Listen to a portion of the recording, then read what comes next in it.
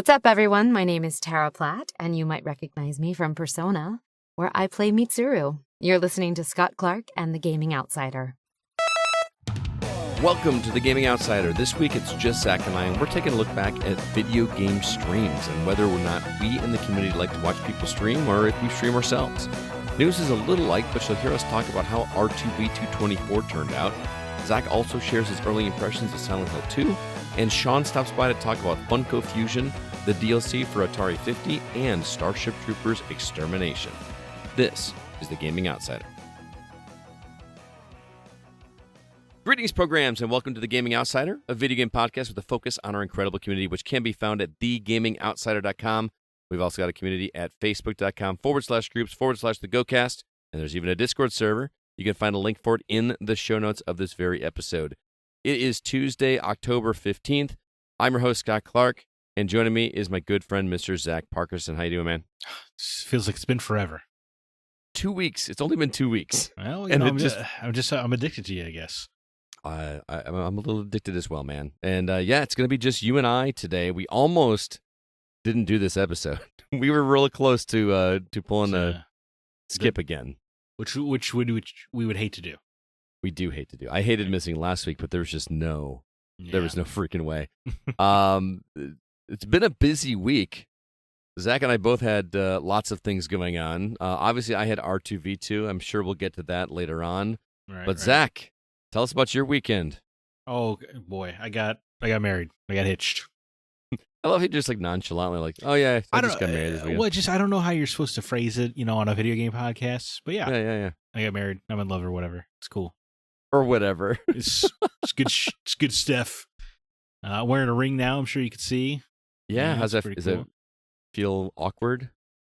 No. It feels like it was always meant to be there, Scott. Oh my God. You like that? See, is that what you wanted to hear on the show? Yeah. It's pretty cool. It's got it's whiskey barrel, and then a guitar string, and then gunpowder on the other side of the guitar string. Nice. So was the whole wedding just like Western themed? If I had my way. Yeah. But no, it was very witchy themed, which is more her style, I guess you could say. Very macabre. You combined both of those things. Yeah. Well, I brought my hat, so some pictures with the hat and all that. Oh, gotcha. Yeah. So don't worry. I snuck in there a little bit, but it was cool. Yeah. Very macabre. A lot of like skulls and stuff. It was cool. Yeah. Typical wedding, sure. Yeah. Yeah. It's pretty better than typical. Yeah. Yeah. So shout out to all of the family that was there, who's surely not listening to this. Hey, but who knows? Shout out anyway. Yeah. Do you find that with the ring on, like, do you like find yourself like hitting it on stuff, like? Well, it's fine. I feel like randomly. I find myself being like overly cautious to like not hit things. Actually, to the point where like I'm picking things up with like 3 fingers instead of my whole hand. But I'm sure I'll get over. You'll get over that quickly. I'm sure I'll get over that. It's not. It doesn't make a warehouse job easy. I would imagine, but yeah, I mean, I don't know what material it is. Is it tungsten or? I don't know. You don't know what material you're. I know all the cool stuff that's in there. That's all I know. Okay. Fair enough. It's an awesome ring. A great choice from her. Are you worried you're gonna hurt it? Is that why? Are you like? What's the? Yeah, I guess so. I don't know. It's just like I feel like I'm supposed to not ding it or scratch it yet. But I'm sure, like you said, I'll get over that. Yeah, it'll get over that really quickly. So. Yeah. Anyway, video games. Let's hear about what you've been catching up on. Anything interesting? Well, I'm sure, much like me, you haven't, or much like you, I probably haven't played as much as I wanted to. No, but... yeah, I've been kind of jonesing for some games this weekend, but most of the stuff I've played this week was at R2V2, but I'll get there in a sec. But I did have some Steam Deck time on all my bus rides to work. Can't do final wedding stuff whilst on a bus. So I've been playing Showgunners, a game that I had on my wish list for a while. Went on sale last week. It is a turn-based tactics game. You can think in the vein of XCOM or what have you. But I really like the premise, which is it's a murder game show called Homicidal All-Stars. That that if you're a prisoner, you could kind of commute your sentence by being on the show, or you can volunteer if you want to try to make some money. And it's just what is that Schwarzenegger movie, Running Man? Yeah, I've never seen it, but I can see the cover in my head right now. Yeah, so I guess it's a little bit like that, or Smash TV or whatever. We're spectator combat sports, but all presented through a tactics lens, and I'm really digging it. Unlike let's say an XCOM or actually most games in this genre, this one actually feels like it wants you to win rather than wants you to suffer. Like I feel like every XCOM battle you're surviving by the skin of your teeth, or Final Fantasy Tactics. They're brutal games, which is part of the appeal. But it's kind of nice that this one's a little more lenient. It's a little more like, murder all those dudes. It's pretty cool. And then I really the story is simple. Where you're playing as this woman Scarlet. She's an ex-cop, but her family was murdered by a serial killer who got sentenced to life. But guess what? He decided to go on the game show instead of being on death row. And he's a champion. So now he's celebrated by the country, beloved as a TV sensation. Sounds twisted, man. So she got herself arrested to get into that game show, and now she's fighting her way up the ranks so she can kill him on air, basically to avenge her family. That's kind of a cool setup for a story, man. Yeah, I think so. It's like total action movie fun stuff. Yeah, it's pretty like cool, it. And it's a very gory, very bloody game. Heads are exploding, Gears of War style. Except it does like a nice slow motion close camera where you're just eviscerating these dudes with a minigun. It's pretty cool. A lot of fun tactics, a lot of abilities that are cool that you get. So it's been a lot of fun. Been really digging it, actually. Been surprised at how much I've been digging it. But you know what? Like, it's the pacing, man. It's really good. Yeah. Awesome, man. Always getting either like a new gun. The guns feel meaningfully different, or you're getting you're just leveled up to get a new ability. Or a quick news story beat happens. It just feels like something's always happening after every fight, which is cool. That is cool. I've tried so hard to get into those tactics games. Everyone raved about XCOM, and I bought it. It was on sale for like $25, which felt like a deal at the time.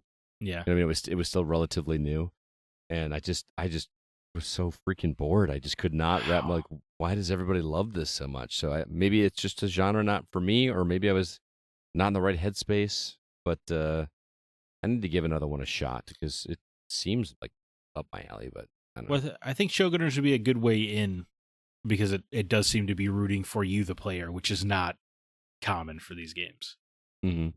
So let's see. For me, I played. We had all those arcade cabinets set up at R2V2, and I had to play a round of pinball. I only got one chance, but I did play the Hook pinball table, physical pinball table. Is this of your mini? What were the options? Why did Hook call out to you?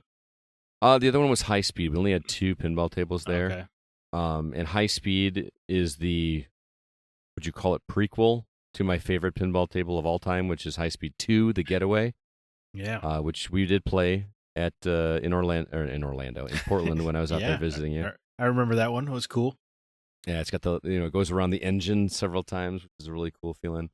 So I was just like, it's going to be fun, but it's just not going to be as good as the second one. You know what I mean? So if I have a chance to play just one game, I'm going to play Hook because I haven't played that in a minute. And that's a pretty fun table. It's pretty accessible.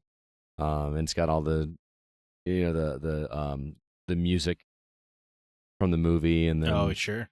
You hear a bangarang every once in a while. And does it have highly digitized Robin Williams quotes? Yeah, it's very, very digitized. Although nice. It's clearly not actually Robin Williams. It's like, just random actors doing it. But got to play that. I got to play some more Catastrophic Inversion. If you remember, this is Alan Scheck's VR game. I was going to say, this is the big, huge VR game, right?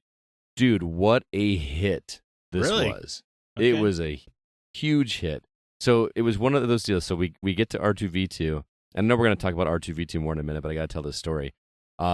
This extra room that we had for this VR game was in the basement, and the elevator was broken. It broke down the week before R2V2. So people were going to have to take the stairs down there, which sucked. But at the same time, I was like, if you're going to play a VR game where you're running around a room, you're probably not going to be in a wheelchair. Yeah. You know what I mean? But still, it was just it was going to be super accessible to get there's an elevator right there in the room. Although gamers not famous for their cardio, generally. Possibly, but so the day started slowly because nobody, it wasn't highly visible. We were trying to tell everybody. Actually, at the registration table, we had a TV set up with a trailer for it so that we could point it out and be like, that game is downstairs. You have to go play it. You know what I mean? And so at the first hour or two, it was a little slow. But then the word of mouth started going. Like people would come up and be like, tell their friends, like, you got to go play this. This is awesome. So at one point, I finally got a chance to break away and go play it. And we actually did 4-on-4. Is that a full match? Well, it was originally a full match was 3-on-3. And then okay. he, like, since he had been to Rockford to show it to us, he had added it so that you could put a fourth player on each team. And so we did that. I went down there and played with Scott Calgaro, his wife Vicky, their kids. My friend Abby came in and played. And we just had a blast. But he updated the game since the last time we played it. So like things that seem minor but are like a big deal breaker. Like for one, he made the health 3 times as big, which was a huge deal because like you would just die like very, very quickly with the old build. So it went from Call of Duty time to kill to Halo time to kill? Not quite as bad as Halo, but it just, I mean, it was like 2 shots and you'd kill somebody. You're not going to go capture the flag, if you know what I mean? Sure. So he also added that if you walk through a wall, because, you know, there's no walls in the real world, right? You're just walking. And before you could just walk through a wall. So we're all like, originally like 3 weeks ago, just walking through walls because we could. Like, why am I going to go around the corner where I could just walk through? But now they made it that if you go walk through a wall, you die. Okay. You know, or if you fall, you know, walk off the edge, you die. You know what I mean? It's things like that. Yeah, that's smart. You had to work around that restriction. Yeah. He also added, so you've got your gun in either your right or your left hand, whichever one you choose. But if you draw the gun, and then after you've got that trigger pulled to hold your weapon up, you press the draw button on your left hand, it brings up a shield that is attached to your arm. Okay. So now you can actually go in with a gun and a shield to block. Oh, dude, it was great. So he fixed the turrets, so those were working correctly. My team won. I actually was able to get multiple kills, and I actually got the flag and brought it back to my base and scored a point for my team, which felt awesome. There was one, when I was talking to Grant about this, he says that game is full of moments, like just things that happen that you don't expect to happen. I mean, but you expect in action movies, you know, like I came around a corner and saw somebody and just immediately retreated, held my gun up to my head like I was against the wall. Yeah.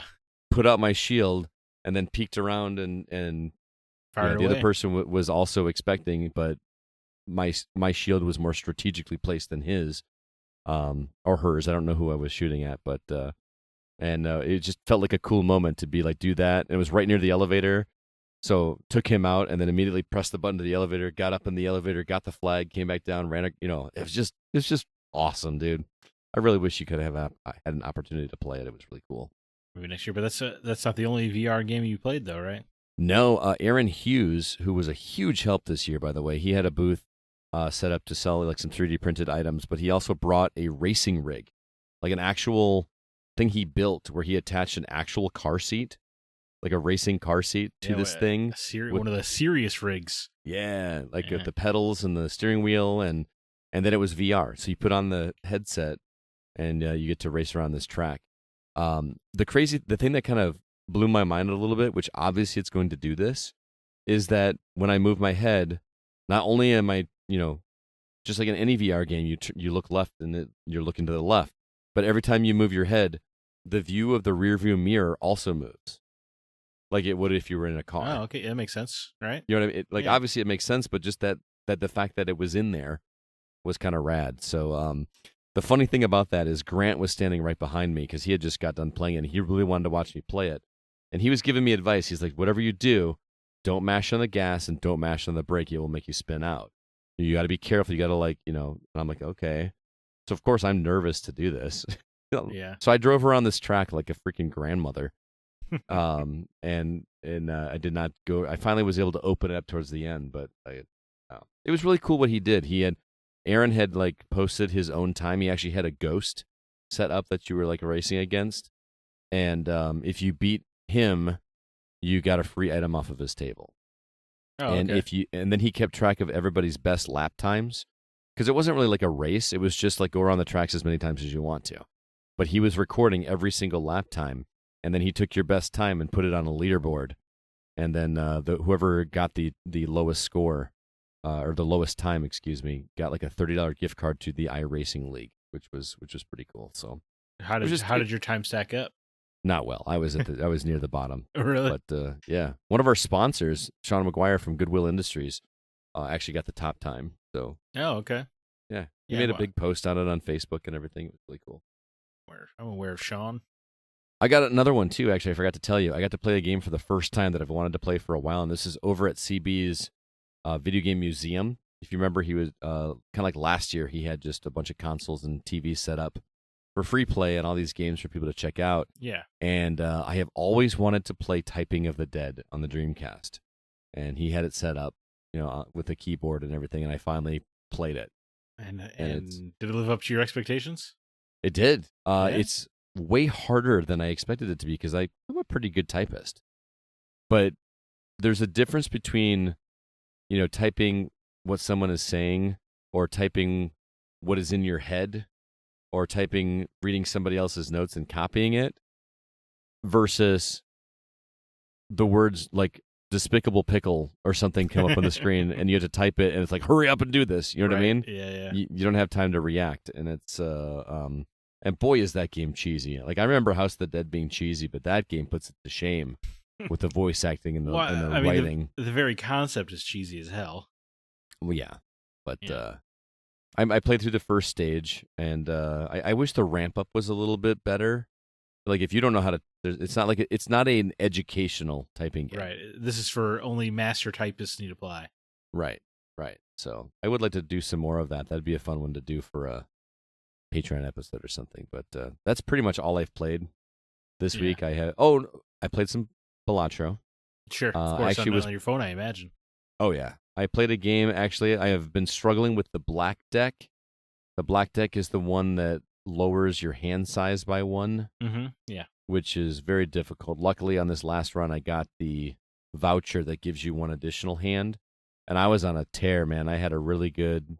I had a card that gave me an additional multiplier for every empty space I had in my Joker deck, which was it was like a 0.6. It was like a times 6. So I just didn't buy any other cards. Of course, yeah. And it'll be like a 2.4 or something like that.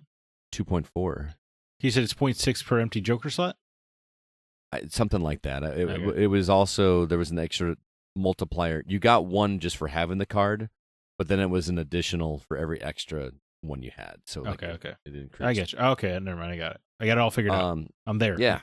So I was doing really well, and I was doing a flush run, actually a straight run, because I did pick up one other Joker that gave me an additional ×3 if I did a straight. So basically, if I had those two cards together, it was a ×5 because I had one extra card in my deck, plus the ×3, so it was like a ×8 every time I got a straight. Unfortunately, the final blind was the wall, which is like a very high chip count that you have to get, and it was like 300,000, and I could not pull a straight to save my life. I should have just stuck to flushes, and very mad because I wanted that deck to be done because I'm tired of playing the black deck. I want to go on to the next one, but yeah, that's where I'm at. All right, well, that's what we've been catching up on. What do you say we jump into the news? Sure. Whatever news we can remember. Not much. Let's do it.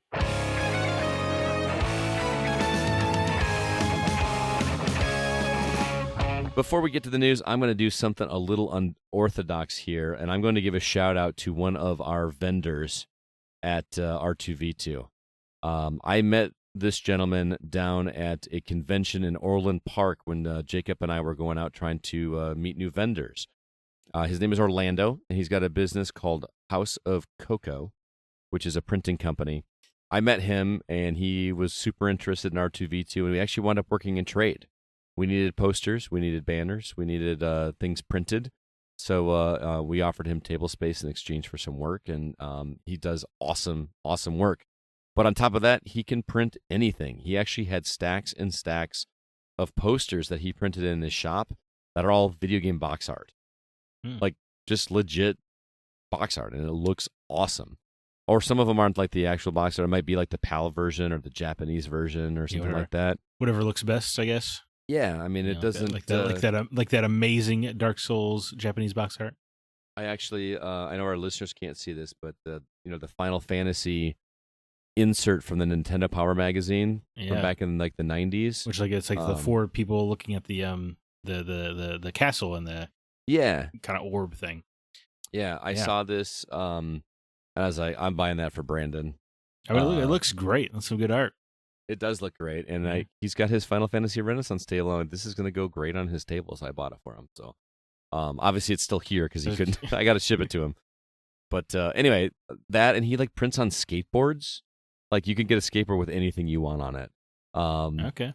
But he does really awesome work, and he was just such a fun guy. And I know that he said he was going to check out the podcast, so I wanted to give him a shout out because he does do great things. If you're looking for anything printing related, we're going to have him do our T-shirts and canvas bags next year. He's going to be our print guy because he's just a really great dude. But it is houseofcoco.com, but House of Coco is spelled a little bit differently. It's HouseofCoxo.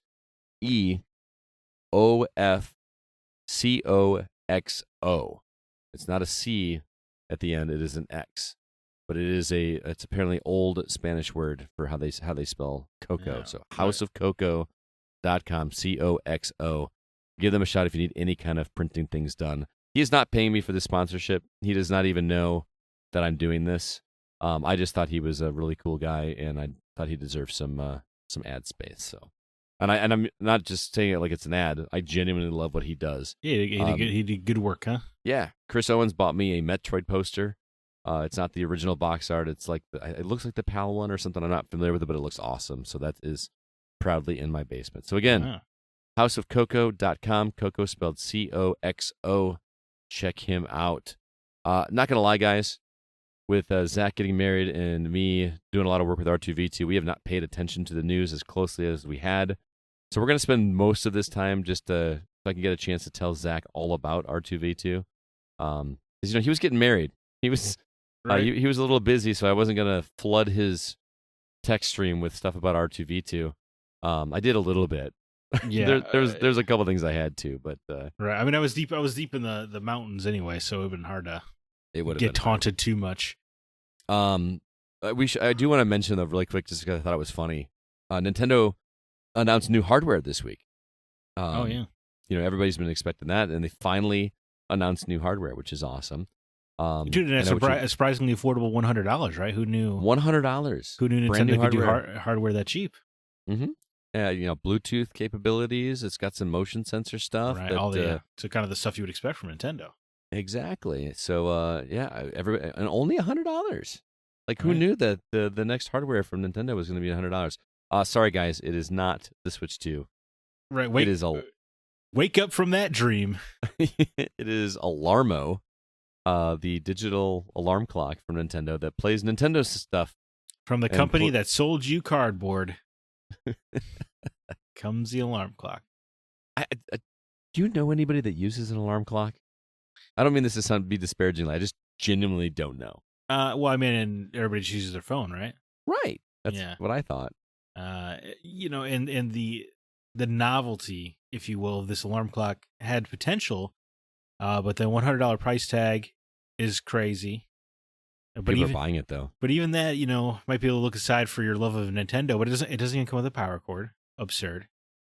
I didn't know that. It's that's just how electronics seem to do it now. The Apple route of charge your own stuff. But most distressingly to me is it doesn't work with two people in a bed. Wait, what? That's what it has a little disclaimer because it can't keep track that it's you who's getting up or not.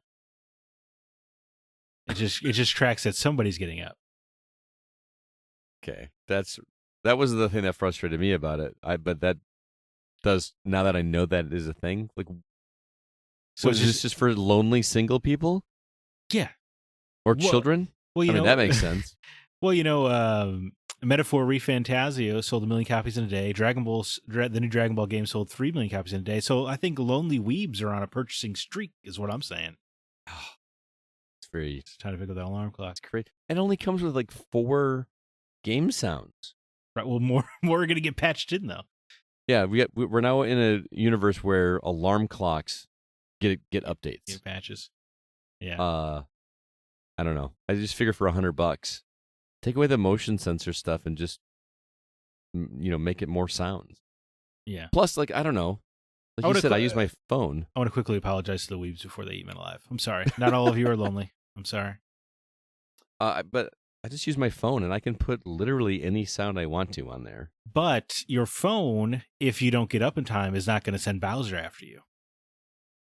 What do you mean send Bowser after you? So if you as you continue to not wake up, the alarm clock gets louder, and if you wait long enough, Bowser shows up on the alarm clock to yell at you to wake up. See, like, if you want to have some real fun with that, you play, like, the Bubble Bobble theme music when it goes really fast. If you take too long on a level, it makes this, like, alarm sound, and then that would wake me up. Is that a Nintendo property? No, it's Taito. Do you think it'll get third-party support? It'll be the Smash Brothers of alarm clocks? I'm just waiting for the day when people hack these things to just play whatever they want instead of the stuff that's in there. No. But you could do that with an alarm clock now, I have to think, right? Yeah. Surely somebody's got an alarm clock that's got a USB stick thing on it that lets you put it in there. Some kind of Bluetooth thing or like some kind of local, storage. Surely this riveting technology exists somewhere, right? I was listening to Jeff Canada's podcast this morning, and he had a guest, Anthony Taormina, who said, this thing is clearly marketed towards children or for children because, it's got the one person thing, right? Right. Like if there's only one person in the bed, so it's, it makes sense to put it on the bedside table of a child. And Anthony made a point. He's like, if you have a child and you need an alarm clock, I envy you. Kids get up on their own. You can't get them to sleep in, but also seems hard to believe that a child would want a $100 alarm clock over all the other things $100 could buy them. Yeah, a good point. Yeah. It'd be one of those things that it's a Christmas gift, but they don't know how much it costs. Yeah, or it's going to be a lot of parents who are nostalgic for the Nintendo stuff buying it for their kids. Like, hey, how cool is this? And the kid going like, I don't care about this. Right. Yeah. Yeah. Probably be a lot of that. It's one of those weird things that's marketed for children, but also people like us that love Nintendo properties. It's maybe marketed for children, but the only people buying it are going to be 40. Right. Yeah, exactly. And the last thing I'll say is, like I said, I use my phone. I just the like seeing you get up thing to turn off feels like such a not problem for turning off an alarm clock. Well, I guess as long as it's like it doesn't allow you to hit snooze or something like that. Mm-hmm. If it's like it doesn't stop until you get up, period. That might have some appeal. Because I definitely hit snooze on my phone too many times or something like that. Oh yeah. Yeah. Especially this weekend. Dude, I overslept on R2V2 day. Really? That's so unlike you. Like, I was supposed to be there at 6:00. I had my alarm set for like 4, and my alarm just didn't go off. I woke up at 6. I just didn't even shower, dude. I just took a washcloth, took care of the vital areas, and then threw on some clothes and went down there. But do you want to talk about that R2V2 experience, or do you have more Alarmo thoughts? I do have one more Alarmo thought, just because of, like I said, I use my phone, and the thing that I want as my alarm clock, I cannot for the life of me find like a clip of it that I can use. And I don't know, people may be more technically savvy than me, but you know what I want for my alarm clock in the morning is the morning sound on Ocarina of Time. Oh yeah, when that shifts from day to or night to day. Yeah, because it starts out as almost like birds chirping, and it's just this soft little jingle that eventually works its way up into like the overworld music, so that it gets a little bit louder. So good, yeah. I just think that's perfect because I'm a pretty light sleeper, so the little one would probably wake me up, but just in case it doesn't, it gets a little bit louder. I feel like, do you remember when text tones were a thing? I felt like every gamer had the Metal Gear Solid exclamation point sound. Yep. Yeah, that was a popular one. But I could see the appeal of the sunrise music for sure. I had one other quick thing. I didn't even put this on the format or talk to you about it ahead of time, but the 343 Industry stuff was kind of interesting. Oh, rebranding the Halo Studios? Halo Studios, yeah, I guess that's all they're going to make now. I mean, that's a smart move. The 343 branding is nothing but a curse at this point. What does the 343 signify? What was that number? What did that mean? It's 343 Guilty Spark was the monitor of the first Halo station we encounter in Halo 1. The little Guilty Spark, the little like orb guy.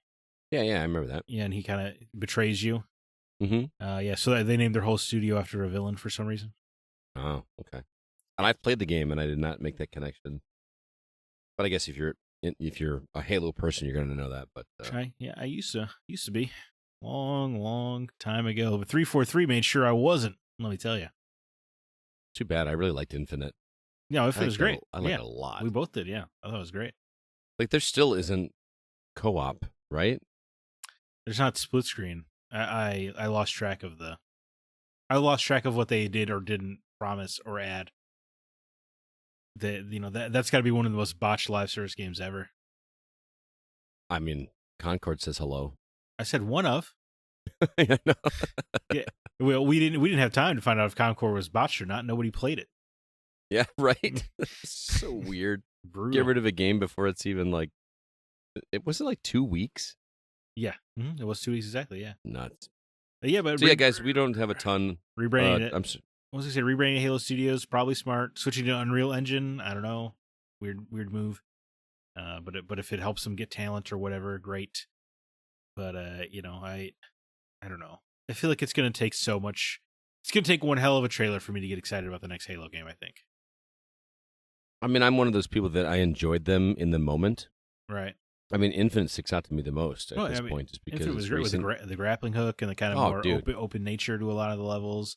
I thought the story was really good in Halo Infinite. Mm-hmm. Yeah. I did as well. That opening scene when you first like actually get out of the facility, and then music kicks in as you're like hanging on the side of whatever vehicle you're flying out of. That was rad. Yeah, it's interesting you go there because my first thought is, oh, I'm so glad they finally made it just overtly the case that Cortana and Master Chief were in love. Right. Glad they finally got to that. No more beating around the bush. I like that one. I like that a lot. And then they had that little like daughter lady AI chick. She was cool. Yeah. Halo Infinite was a great. I enjoyed the game. Remember how they ended that game? They're like, "Yeah, I can't wait for all these adventures we're about to have together." You're like, "Sweet, can't wait." And then nothing happened. And then nothing happened. Yeah. Definitely Infinite. It said Infinite right in the title, Scott. And they didn't even get a second one. They didn't even get one of their story DLCs out. Well, and then wasn't there supposed to be like a whole hub thing that was like supposed to be the future of Halo? Like it was going to be like you bought the hub thing and then you could go off and do this adventure and this adventure. Ooh, it's hard to remember. I feel like so many franchises have these hub ideas. Yeah. I don't know. Well, anyway, like I said, we didn't follow a ton of news this week, so we wanted to kind of take this time because I just have not had a chance to talk to Zach about R2V2. The Rock River Valley Video Game Convention. Yes. It was great. We had a really good time. We learned a lot. We were already in the works of fixing things for next year to make it even bigger and better. But man, the addition of the concert at the end was so much fun for me. I know not everybody's into music like I am, but the fact that I got to put on a concert. I mean, it's not me. I'm not talented. DC video game composer Grant Henry was there. You could say that now. Yeah. Which is pretty cool. So number one thing I want to say, I got to fulfill a childhood dream of mine because I got to announce all three bands from the stage. You know how like someone always comes up and says, oh yeah, I get to introduce, Game Genie, do all this kind of. Oh, it was just awesome. Did you do the like, hello Rockford? Did you do that? It was Hello R2V2. Okay, but, close. Yeah. And then when the second band finished, it was a heavier rock show, and when it came to announce Grant, I was like, guys, I'm on cloud nine right now. We just saw a rock concert. Like this is this is cool. And but Grant did this really cool thing where he treated his set like it was an episode of The Gaming Outsider. He actually played the theme song. Yeah, I heard and that. Then he played the news bumper later on, and then he did the what you've been playing bumper, and then he did the topic bumper like we were going through an episode. I thought it was really, really clever. Well, that's really cool. That's very sweet. Yeah. It was really cool. He also did a sound test right before the show started, just to make sure everything was leveled correctly and whatnot. And he played the Beverly Hills 90210 theme song from the 90s television show. Mm-hmm. And he didn't tell me he did this. He told the rest of the team, but didn't tell me that he took the cast photos, like 3 different cast photos of 90210, and like used Photoshop to put my head on one of the characters. Yeah. Did I share the pictures with you? You did. I commented it's kind of mind-boggling how much you just fit right in with the 90210 cast. I actually showed it to my students today, and the one girl was like, "That one, one of those pictures looks legit. Like it looks like you're really standing there." He did a really good job with Photoshop on that. Did a single student know what 90210 was? No, they had no clue. I had to explain it to them, but they had no idea. But I have a co-teacher in one of my classes, and she knew, and she thought it was hilarious. So, the other thing, I don't know if I told you about this, but it was another thing where everybody but Kevin knew. But if you remember, Grant played the battle music from Grandia 2, which is Kevin's favorite video game of all time. Oh, yes. Uh-huh. And halfway through the song, there's like a breakdown. And all of a sudden, on the projector right behind him, you just see Kevin's face. That's super And cool, man. It's Kevin like with headphones on, and he's got this like this grin and wide-eyed look on his face, and he just kind of slowly comes up from the bottom of the screen, and then the camera zooms in on Kevin's face until we like wind up in his eyeball, and then it just kind of pans out. So he had no idea, and so we got to film his reaction of seeing his face on the screen, which was awesome. That's really great. That's that's very nice of Grant to kind of build a set around the Gaming Outsider, I guess, right? It was just very clever and just felt very, like you said, touching. Like, I just, and what a cool guy. I know we've all been saying this for years. I can't tell you how many people came up to me and just said how nice Grant was. Like, to everybody that he talked to. My brother came to R2V2 to support. And he said Grant sat and listened to him for a half an hour talk about his job. My brother makes aluminum cans in a factory. And Grant was just like, oh, yeah, and then like asking him questions and stuff. Oh, wow, that's very cool. Just one of the nicest, most genuine human beings on the planet, and he was great. Also, I don't know if I remember telling you this, but we had one of our bands cancel at the last minute. Like the first opening act canceled, and we had to scramble, and I wound up hiring this woman named Jamie that came up, and she actually put a band together herself to do like this jazz thing. There was like a trumpet player and a stand-up bass, and then Jamie brought out a little platform and tap danced the percussion to all this video game music. Like they did the Wii Shop theme music. Oh, now that's a banger. It really is. So that was a lot of fun, and shout out to her because, again, 9 days before R2V2, we got her to commit and do this, and it was great. Game Genie freaking rocks.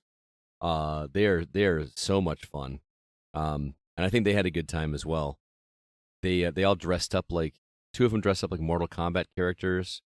One of them dressed up like Mario, and then one of them dressed up like Beetlejuice. And they actually played. Oh, that's why Beetlejuice is in the photo you sent me. Okay. Yes, that was actually the guitar player from Game Genie, so that was fun. And then obviously Grant did his thing, and the really cool thing is that the guy that provided the arcade cabinets let us use them during the concert. So imagine going to a show and then like in between sets while you're waiting for the next band to start, you can just go play a game of pinball or go play Pac-Man or whatever. It was a really cool. Only at R2V2. Well, Mad with Power in Madison does the same thing. I don't know. I've never heard of them. So it was a really cool time. Obviously, that was a highlight for me, but the show was great. We just had a really good time talking with the vendors, and we had a cosplay contest. Okay. Shout out to this. That's new. We had people show up in cosplay, but we didn't actually have a prize. We did this year. We had like 11 or 12 people come in cosplay stuff. The girl that won, I got to give her a shout out. Her name is Ari, and she came up, and I don't know the character, but you probably will. A character from Elden Ring. I'm I will be sure to share the picture with you. She was all blue, She had 4 arms. Oh, Rainy the witch. Ranny, that's exactly what it was. Yeah. She dressed up like Ranny. Now that you said the name, I recognize she's it. my moon wife in that game. Oh, yeah? Yeah. Well, there's one of the endings of the game is you could marry her. Oh. So that was cool. really cool to see, but there was a couple links. There was one dude that dressed up like the spy from Team Fortress 2. Okay. Yeah. You know, Wow. He just had the face mask and just a tie, and then he had a switchblade that didn't have an actual blade in it, like the little practice blade or whatever. So he's walking around just like flipping this butterfly knife. Like, I don't know, I just thought it was kind of cool. And that dude was so dedicated. He showed up the second day in a different costume. Wow. Okay. Like, this I was like, guy's that's for real. dedication. Yeah. Yeah, it was a good time. But the costume was great for Rainy the witch. Yeah, we all voted, and everyone but one person voted for Wow. Rainy. That's pretty unanimous. Yeah, Close, it was, I guess close to, but it was great. a decisive victory for her, Ari. Mm-hmm. I got to give some shout outs. I'm going to let you ask if you have any questions or not, but I got to give some shout outs to some people that just really stepped up and helped volunteer. Obviously, CB spent the entire day at his video game museum, with games set up for people to play. There were people there. There was at one point there was a line to play Typing of the Dead. Like people really wanted to play that game. You started something. Yeah. No, that was way after. I didn't get to play till like the tail end of Sunday, but does he have Steel Battalion? he had it out. Yeah, I did not play it, but he does have it. I would want to, Because I don't want a 40-button controller in my house, but I'm happy to play it using CB stuff. It was really funny. Grant was telling the story because Grant stayed here with me, and when we were sitting back, we came back and had some beers and stuff, and he was talking about his experience with it because he's never played it like legitimately before, like with all the crazy buttons and stuff. Yeah. And he's like, that game doesn't handhold you. It doesn't tell you what to do. So like even movement is like takes some getting used to and figuring out. He did not realize that there were like gears to go through. Like you have to shift the engine gears. Oh, yeah, I had no idea either. And so like he wound up just like jumping 5 feet at a time everywhere he went on the screen, which I thought was hilarious. Like jumping Flash. Yeah. Oh man, I remember that game. Yeah. Jumping Flash. That game blew my mind with the verticality that games could have. Oh yeah, but especially on PS1. Oh my god. Yeah. Also, shout out to Chad Cusick when it came to cleanup. Number one, he manned the Go booth both days, Saturday and Sunday. Chris Owens was there all day with him on Saturday. They kind of took care of the cosplay contest. But Chad on Sunday when we went to clean up, vacuumed the entire floor. 11,000 square feet he vacuumed by himself while, everyone was hauling equipment and stuff. And it was just super cool. Aaron Hughes, I mentioned already for doing his thing. Mindy Gunderson, that's Jacob's wife. She put in so much work into this thing in terms of, the floor plan, and she manned the registration table the entire day, and really did a good job. Obviously, Jacob running around putting out fires like I did. He manned the table with her most of the day. But also, this guy named Jake from a company called Blue Bear. They do heating and cooling. He was one of our sponsors last year. Yeah, I remember the name. He didn't sponsor this year, but he showed up and just put himself to work, man. At the end of the day, he was vacuuming. He was hauling tables and chairs and just, it's like, I'm sorry I couldn't sponsor this year, but I really wanted to help out, and I'd love to be a part of this more next year. He just was like, just a total servant's heart. Like, he just wanted to help out in any way he can. And same with Brandon Smith, who was here as a vendor, was hauling arcade cabinets out with the team. Like at the end of the day, wow, sounds like everybody came through. And Grant was helping us move glass cabinets, and he's a guest of honor, bro. I know. I mean, he just was insistent on helping out, and we're not going to say no. Do you mean Grant Henry of Stemmage and Metroid Metal? Absolutely. Okay. And I'm sure I'm forgetting somebody. My wife made a giant. Remember the balloon arch that she made last year? Yes. Yeah. She made another one of those for this year, and that was really awesome. And then she made the small standing ones that went on either side of the stage. It was really cool. So shout out to her. If I'm missing anybody else, I sincerely apologize. But we're gonna have to fly you out here on the 2nd, man. We're having a Go celebration party. I'm inviting all of the on November 2nd. November 2nd. Yeah. Well, I'm going to Japan on the 5th, so I don't know if I'm gonna be able to swing it in there. What? I mean, just get your flight out of here, out of Chicago. Oh, okay, yeah. No, that'll be cheap to change, I'm sure. Japan, famous for being cheap. Yeah. Yeah. So no, we're doing like a celebration party. So all the volunteers or anybody that was involved, we're gonna get together and watch Sleepaway Camp, grill some burgers. Oh, you've converted your Sleepaway Camp party into an Yes. R2V2 party? Okay. Yep. 2 birds, man. 2 birds. Are you still going to watch Sleepaway Camp? Oh, yeah. Oh, okay.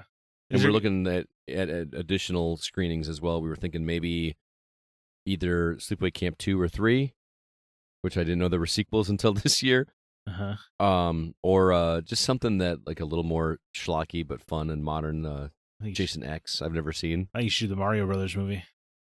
Well, I wanted to keep it the Halloween theme, like, somewhat horror. You know what I mean? So, like, Pixels? Not horrific. I like Pixels. I'm sorry. Oh, I had some fun with that. All right. Well, to each their own, man.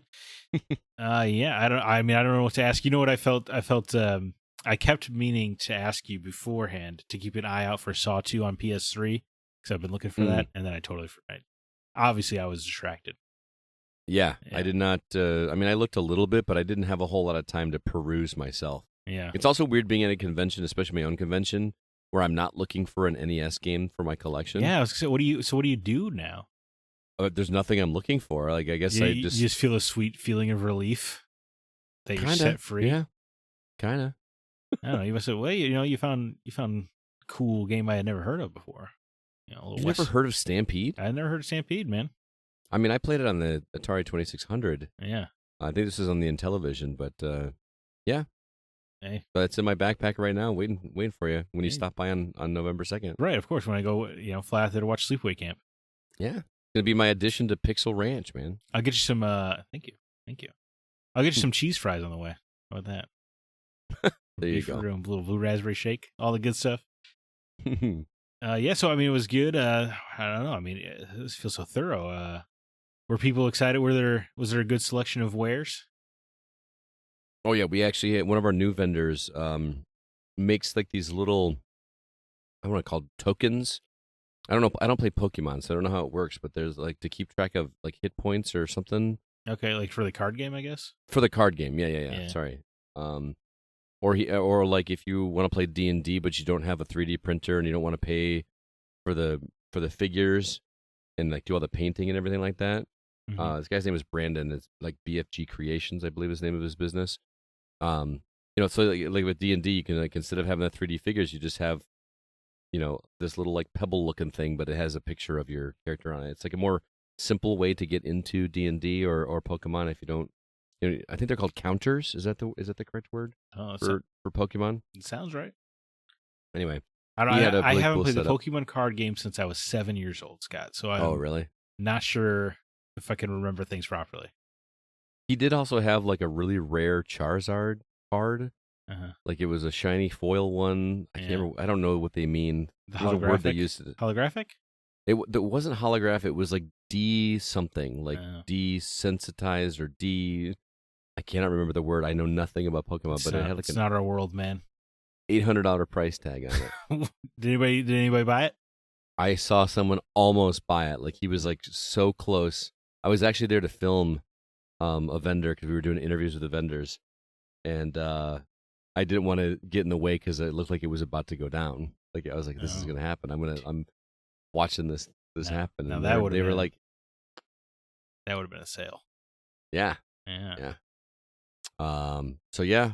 Oh, the last thing I will say is we had a concession stand.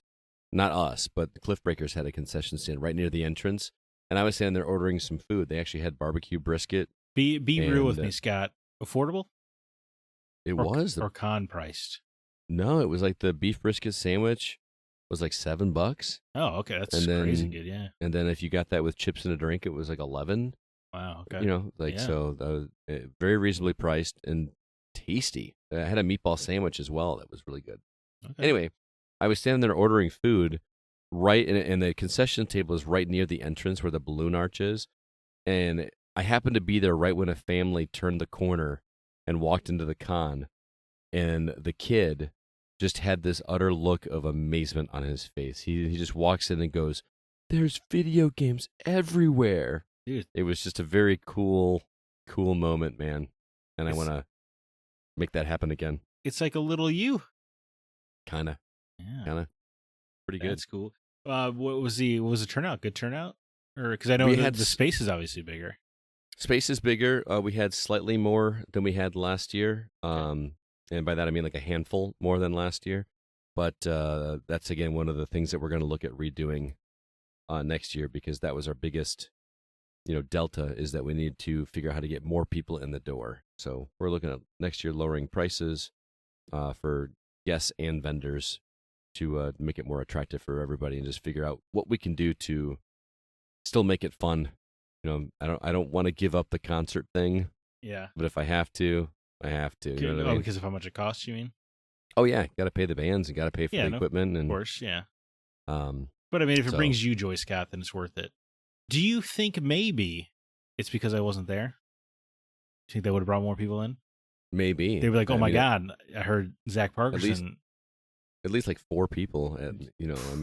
Yeah, because you got my mom, my dad, my stepmom, and my yeah, that makes sense. 4 people. There you go. Yeah. It was a good time, and I apologize if I'm forgetting to give anybody a shout out. My brain is kind of fried right now. Friday set up, Saturday running the show, Sunday running the show and tearing down, and then went to work. Or no, I had Monday off, but it was still like cleanup. We were counting the money, and I had to grade 90 papers for school on Tuesday. Jesus, man. So I'm a little shot. So again, if you did not hear your name, please know I appreciate everything that everybody did. It was really great. Well, I'll let you know. So my mom was at the wedding, or my stepmom technically was at the wedding. Where I professed my love, Scott. Mm-hmm. And but she, I don't know if you remember, was not at R2V2. Right. So I gave her crap the whole weekend about not going to R2V2. So I just thought you'd appreciate that, despite the fact that she made all the way. And you know her. Yeah, I do. Can you imagine her hiking through the woods with glee? No. But she did it for me, so I love her. She's kind of delicate. Yes. Is that a nice way to say it? Yeah, I would say she's delicate. Yeah. I love her. I'm glad she came. But she would keep asking like questions about it. I'd be like, well, I don't know. You would know if you were there. Or I'd be like, yeah, no, I think they're doing blah blah blah this year. But of course, it's hard to compare for you, Jane, because you weren't there. So I thought you'd like to know that. That is pretty great. That's awesome. Well, let's go ahead and I got to talk about Patreon before we get to the games we've been playing. So if you like this show and would like to support us, please do us a favor and sign up at patreon.com/thegocast. We do have that Desert Island Games episode with Ben Ruiz of Dino God. Highly recommend you check out that show. It was one of the best ones we've had in a while. I didn't want to stop talking. I don't mean that to sound negatively about everybody else we've had. They've all been great. But I looked at the clock and realized we had been talking for an hour. And I was like, I just wanted to keep going, but I didn't want to. I want to be respectful of his time. So, yeah, he was good. He was great. Big fan. Plus, he and I have a huge love for a specific game that is not one that would be at the forefront of a lot of people's mind. We'll find out on that show. Yeah. Oh, and then if you're at the $5 tier, you can hear the episode of me and my wife talking about video games for about a half an hour. Your wife? You did get a chance to listen to it, didn't you? I did listen to it, yeah. Yeah. She's not much of a gamer. She's not much, but she has played games, and we talked about her history with it. Yeah. And she's good on the mic. She is good on the mic. Dude, this is important for people to know. Scott married into the Nickel World family. Yeah, right. He, in Arcade in Rockford, I had no idea. Well, like a part share or small sliver. No. Scott was holding out on his huge financial windfall that's coming his way. Yeah, exactly. Any day now. So anyway, those are just 2 episodes that you can listen to. I highly recommend checking out. We actually have a link on our website at thegamingoutsider.com where you can it's all catalog. We have every episode on there because the Patreon app is not the greatest place to go look for older episodes, but we've cataloged them for you so you can kind of go pick and choose which ones you want to listen to. And I highly recommend putting that in your favorites or something so you can have easy access to it, and we'll make sure we get it updated. Again, patreon.com/thegocast. Shout out to Alan Scheck, the guy who brought Catastrophic Aversion to R2V2, left and then signed up for Patreon as he was leaving out the door. So like, what a sweet dude. But again, if you want to join those people, patreon.com/thegocast. Let's go ahead now and jump into the games we've been playing, the newer games we've been playing.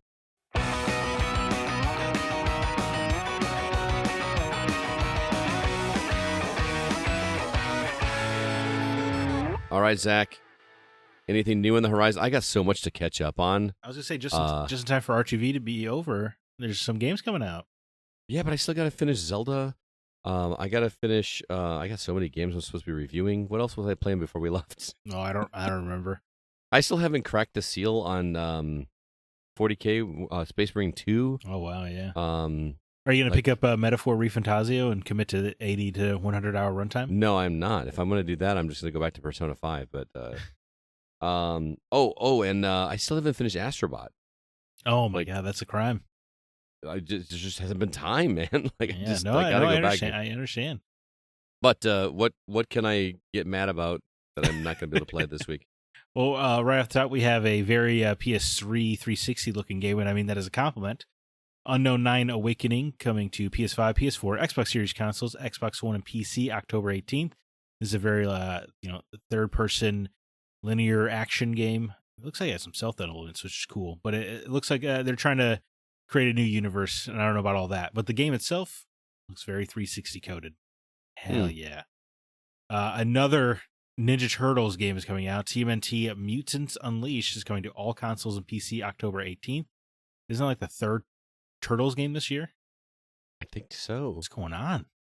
Well, no. The one was just DLC for Shredder's Revenge, right? Okay. And then they did a Splintered Fate, the Hades-like. Right. Yeah. Also coming, if you need to get a little bit of spooky time in, is a Retro Realms, Halloween, and Ash vs. Evil Dead. That's coming to all consoles and PC October 18th. That is a very old school, NES, SNES style platformers based on Evil Dead and Halloween. And I think if you buy both games, you can use Michael Myers as DLC in the Evil Dead game, or you can play as Ash in the Halloween game, which is kind of cool. I feel like that's.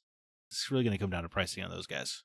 Yeah. Because the physical copy of this game is $50. It feels like a lot for side scrollers. But, the value is in the eye of the beholder. Awaken Astral Blade 2D action game coming to PS5 and PC October 22nd. Kong Survival Instinct is a 2D gear-gated game set in the Monsterverse coming to PS5, Xbox Series consoles, and PC October 22nd. Flint Treasures of Oblivion is a turn-based pirate RPG coming to PS5, Xbox Series consoles, and PC October 24th. Yakuza Kiwami, the first Yakuza game, the remake of it, is coming to Switch on October 24th. I think that's pretty cool. I think those games of that length benefit from being able to be played handheld. The Smurfs Dreams 3D platformer, which actually looks really fun, coming to it does. Coming to all consoles and PC October 24th. And then Slay the Princess, the Pristine Cut, is coming to consoles because it was already on PC. That's coming to on October 24th. This is a choose-your-own-adventure game where it gets a little meta, but your initial task is to murder the princess, but she's like chained up in a basement, and she kind of tries to talk her way out of it. I've seen a lot of press stuff on that. I feel like it's one of those games that you have to play to really get. Yeah, it doesn't trailer well. I was gonna say it kind of feels like Doki Doki Literature Club in that way. Yeah, where like I don't think you're gonna get it unless you play it. Yeah, exactly. And I've heard that it messes with your expectations, much like that game did. So that's definitely one I have my eye on for sure. But from this list, Scott, is anything calling out to you?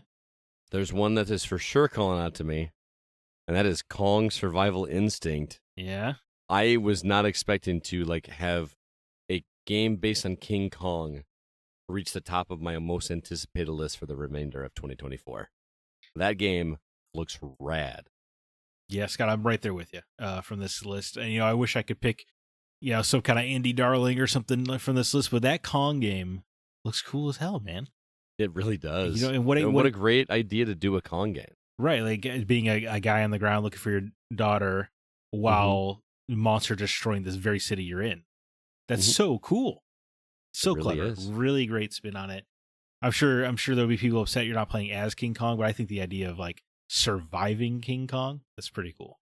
But surviving King Kong, not like he's after you. Right. It's just like surviving the collateral damage. Yeah. It's just such a. I feel like that's not done very often. It's always like you have to be in the thick of it, or you have to be one of the main characters involved in the situation. This is just like I'm dealing with my own thing while this other massive thing is going on in the world. Oh, yeah, which is super cool, man. It is cool. Yeah. I'm not gonna lie though, the Smurfs game looks pretty fun. Sure, it looks way better than it has any right to be. I was not expecting to be excited about a Smurfs game. I didn't even watch the Smurfs when I was a kid. That's not a show that I was into. Yeah. But yeah, I think that looks fun. That might be a, bargain bin one, or if it's on sale by Christmas or a Black Friday special. Yeah, when you get a little more time kind of game. I don't know, man. Yeah, because that happened. I think it's a pretty good weekend. I think Slay the Princess sounds really cool. This Flint game, I don't know, kind of an pirate RPG is a little interesting. And then Unknown 9 Awakening is a game I want to be good. I don't know if it will be, but I want that 360 energy back. Space Marine 2, right? Paving the way. Yeah. And then that Awaken Astral Blade, isn't that... Maybe I'm mixing this up with another one. Is that the one that's like this... Man, what was that game I played? It was a Steam Deck demo that I played. And I thought this was attached to that somehow. Where it was like you were the girl with the little floaty robot that went around and scanned stuff. Remember me telling you about that one? I think about Steel Seed, the stealth game. Yeah. Yeah. No, this is another. I don't know. This is a white-haired action lady. Okay. I do. I don't. It looks cool. This is a game I get a lot of emails about. Awaken Astral Blade. Okay. But just I don't know. By the way, nice poll. That horrible description I just gave you, and you got Steel Seed out of that. You remember the game better than I do, and I'm reviewed the demo. Yeah, it was a good demo. I mean, kudos to you. I played the demo as well. It had some Steam Deck issues, but that game was fun. It had lots of potential. Yeah, definitely. Zach, I do want to talk to you though about Silent Hill 2. While I got you here, I know you said you weren't that far into it, but man, after hearing people talk about this thing on podcasts, I feel like I need to be playing this game. Please tell me they're right. They're right. Yeah. So I'm about 4 hours in, which is funny because like in the original Silent Hill 2, that's like halfway through the game, but I still feel like I'm in the first major area in this. So they definitely extended it, but in cool ways. I guess first off, Silent Hill 2 is not. I'm not going to profess to be the biggest Silent Hill fan in the world. I know there's a lot of Silent Hill diehards out there, but I do really like 2 and 3. Those are great games. This is obviously a remake. I've been a believer in Bloober Team pulling this one off because of the medium. I'm on record throughout that, and it seems like they delivered. Because this game is exceptional. The premise, right? James goes to Silent Hill because he gets a letter from his wife asking him to meet her there, but she's been dead for 3 years. Oh, pretty. But again, and this is just for those that aren't super familiar with the Silent Hill series. This is not the character from the first game, right? This is its own. Yeah, they're generally standalone stories, and but James, feels beckoned to Silent Hill, and that's the premise. And you meet some other characters along the way who are kind of dealing with their own demons because the town of Silent Hill reflects your own kind of horrors back at you. And what a great setup. Yeah, absolutely. It's cool because like some people don't see the monsters, others will see the monsters as a different image. Like James might see a pair of sexy legs because of his repressed sexual desires because he couldn't have sex while his wife was sick, dying of the cancer or whatever. But another person's going to see something else in that monster, which is just such a cool idea.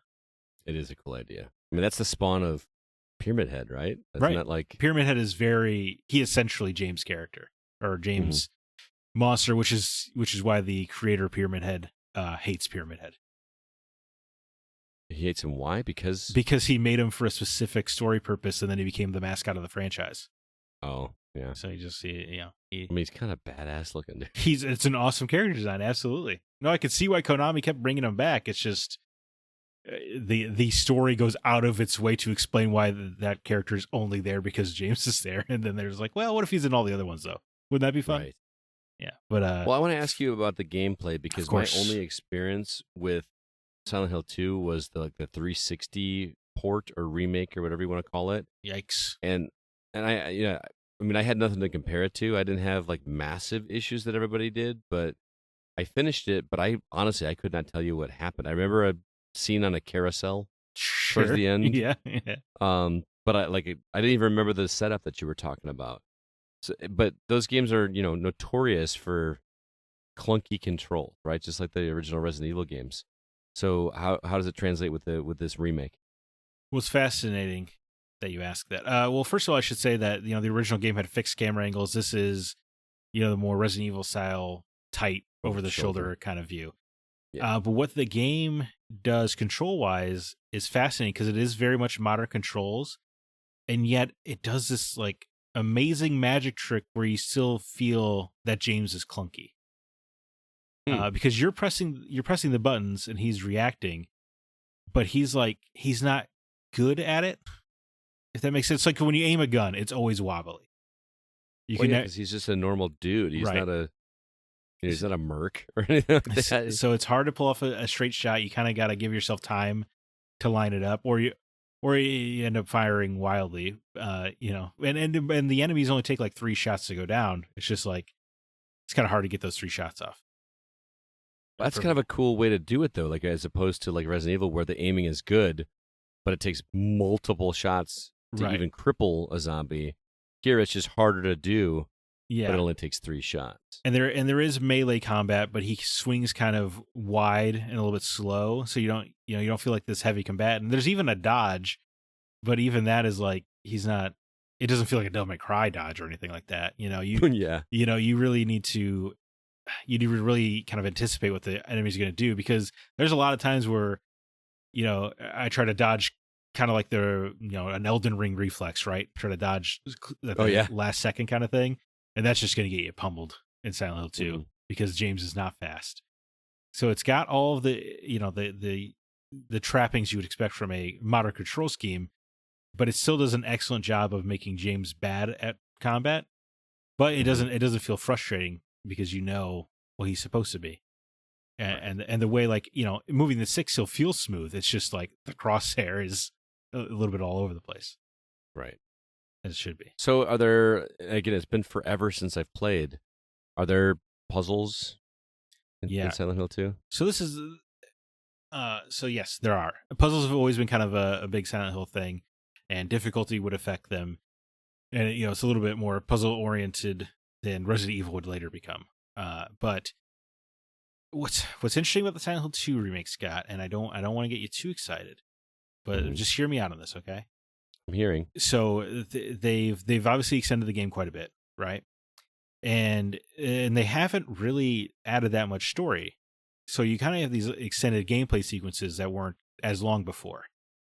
But what it has caused is these areas, like the apartment complex early in the game, is now like a multi-step labyrinth where you're going to specific areas, and there's combat along the way, of course, but you're doing puzzles so that way maybe you can get a key for this door, or you can get this little minute hand for this grandfather clock, and then you have to do a puzzle there, and then it opens a door. And what it has been consistently reminding me of is Zelda. Oh. Like 3D Zelda dungeon design. That is what I'm constantly being reminded of. And the town of Silent Hill is kind of your overworld. And you're being funneled to the different areas. And then when you're there, you're locked into the apartment complex for a couple hours. And while you're there, you're trying to remember where all the items are. And there's like little branches off to the side where, maybe you solve a quick puzzle and you get some extra bullets or something like that, like an optional puzzle. But what you're mostly doing is you're keeping track of the map, you're keeping track of the puzzles you need to do, and you're kind of looping back around with the items you find back to sort of a central puzzle or locked doors kind of thing. Add to cart. Dude, and I'm not, and I was so worried about the comparison because I know that's obviously gonna get you excited, but it's really what it's reminding me of. I mean, I was already sold on this after hearing like one or two podcasts about it, just because like the atmosphere and everything is supposed to be really good, and the idea of the controls being intentionally clunky, which on the surface sounds like a negative. I think it sounds cool because it makes you just a normal everyday dude that's dealing with this stuff, Right? Which not somebody that's trained in combat, and you know what I mean. Yeah, it's certainly not a Resident Evil, cop or military guy. But I mean, do you find yourself frustrated with that gameplay, or is it something that you just get used to and you deal with it, or is the game kind of like dialed down for you to be able to handle that kind of thing because you are a normal dude? Dialed down is probably the best way to put it, because you're usually, fighting 3 enemies at once is a total rarity. Okay. You're just fighting one. You're usually just fighting like one enemy at a time, and the corridors and stuff are really tight, so it can go bad quickly. And healing is limited, but you're constantly, the game is aware that James is clunky. So when you do find like I had kind of this towards the end of this dungeon I was in, I had to kind of fight like 4 guys at once who were sort of condensed, and I had to really think my way through it, because there was just no way you're gonna mess up 4 dudes in time without getting eaten alive, essentially. Right. So it is aware of James's inability for sure. And you speak about the atmosphere. I mean, this legitimately might be one of the scariest games I've ever played. Killing me, man. And so much of it is the audio design. It's the only game where I'm in a long time where I'm making sure I'm trying to wear headphones, because the positional audio is so good, and you hear just like these little scratches, or Silent Hill, how the radio starts going off when when an enemy's nearby. But the fog is so dense on the PS5 that like I'm like, I don't know where he's at. I don't know what's going on. I just know there's somebody there. And then you see like the silhouette slowly come into shape, but then sometimes it might just be, I don't know, like a mannequin, or you're like a stop sign, but it gets you because you're waiting for that guy to come out or whatever. And then when you're like going through, especially the Silent Hill, the other world, where everything gets a little bit creepier, and you're just hearing like these squishy, gross noises all the time, or you'll just kind of hear like like you might just hear like what sounds like Pyramid Head's sword dragging, but you haven't seen him in hours, but now you're being reminded of him or something like that, or dude, it is just constantly keeping you on edge, and you just never know where the guys are, because you're either in super tight dungeons, so you can't really know what's around the next corner, or you're out in the fog and you can't see anything other than just all the noises. Dude, I have to play this game. It's spooky season, and like, dude, it's perfect for spooky season. But Zelda and Astrobot and King Kong, and King Kong looks so good. And Smurfs. I mean, Smurfs. I mean, talk about scary. I mean, if you're a horror fan, dude, Silent Hill 2 it's exceptional, absolutely exceptional. I'm gonna have to do it. I just looked at my bank account to see how much money I have. See if I can actually afford this right now. Because again, no more DJ gigs for Scott Clark, and if they are DJ gigs, that's going towards R2V2. So, man, I gotta play it. Clearly, you recommend it. I highest of recommendations. Oh my goodness! I can't believe how good it is. Like once I was, especially when I kind of went to, you clear the kind of apartment complex, and then I sort of transitioned into a secondary dungeon, and I was just like, dude, this is giving me the 3D Zelda vibes I wanted. Just with creepy horror vibes and shooting, and the puzzles are so clever so far. Like there's just a lot of creativity. You really do have to use your brain. Yeah. Dude, I love it. And they've kept, you can just tell they have such a reverence for the original game by just keeping so much of the dialogue the same, or because if I'm sure you don't remember, but the characters in Silent Hill talk to each other very strangely, particularly Silent Hill 1 and 2, where they're almost like, they just don't interact like how humans would.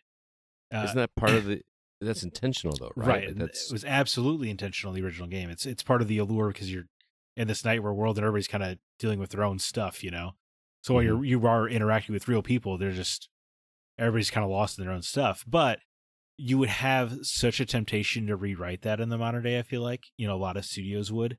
Or like, oh, let's clean that up, or like, let's add some characters here or there, or, you know, let's expand on Eddie's backstory a little bit. But they ignore all of those temptations, and it is the Silent Hill 2 story.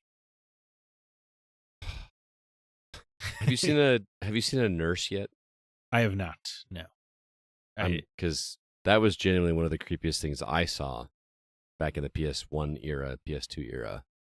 And I would really like to see how that translates to, you know, to modern sensibilities. What's really interesting is so a lot of James' early monsters are sexual in nature, like the nurse, obviously, or the mannequins. You remember the mannequins were just like, it's just like two bottom halves of women sewn together. Yeah, you know. Oh yeah, but he's a leg man. So it would seem, yeah, or. The first real monster is like a body bag, but with like stripper heels and legs coming out the bottom. Super creepy, very cool monster designs. But what the remake does is like the animations and stuff is just they're very sexual. It's I don't know. It's interesting. I guess in today's age, I would think that they might be afraid of that. Yeah, afraid of that, but they leaned into it, which is good because it is part of James' character. Right. Yeah, dude, it's so good. I want to be playing it right now. Well, yeah, me too. And I may have to just buy it when we're done with this, so I can not play it for 3 months. I'll see you online next year. Yeah, next Halloween you'll finally get to it. Well, thanks for sharing, man. I didn't play anything new this week.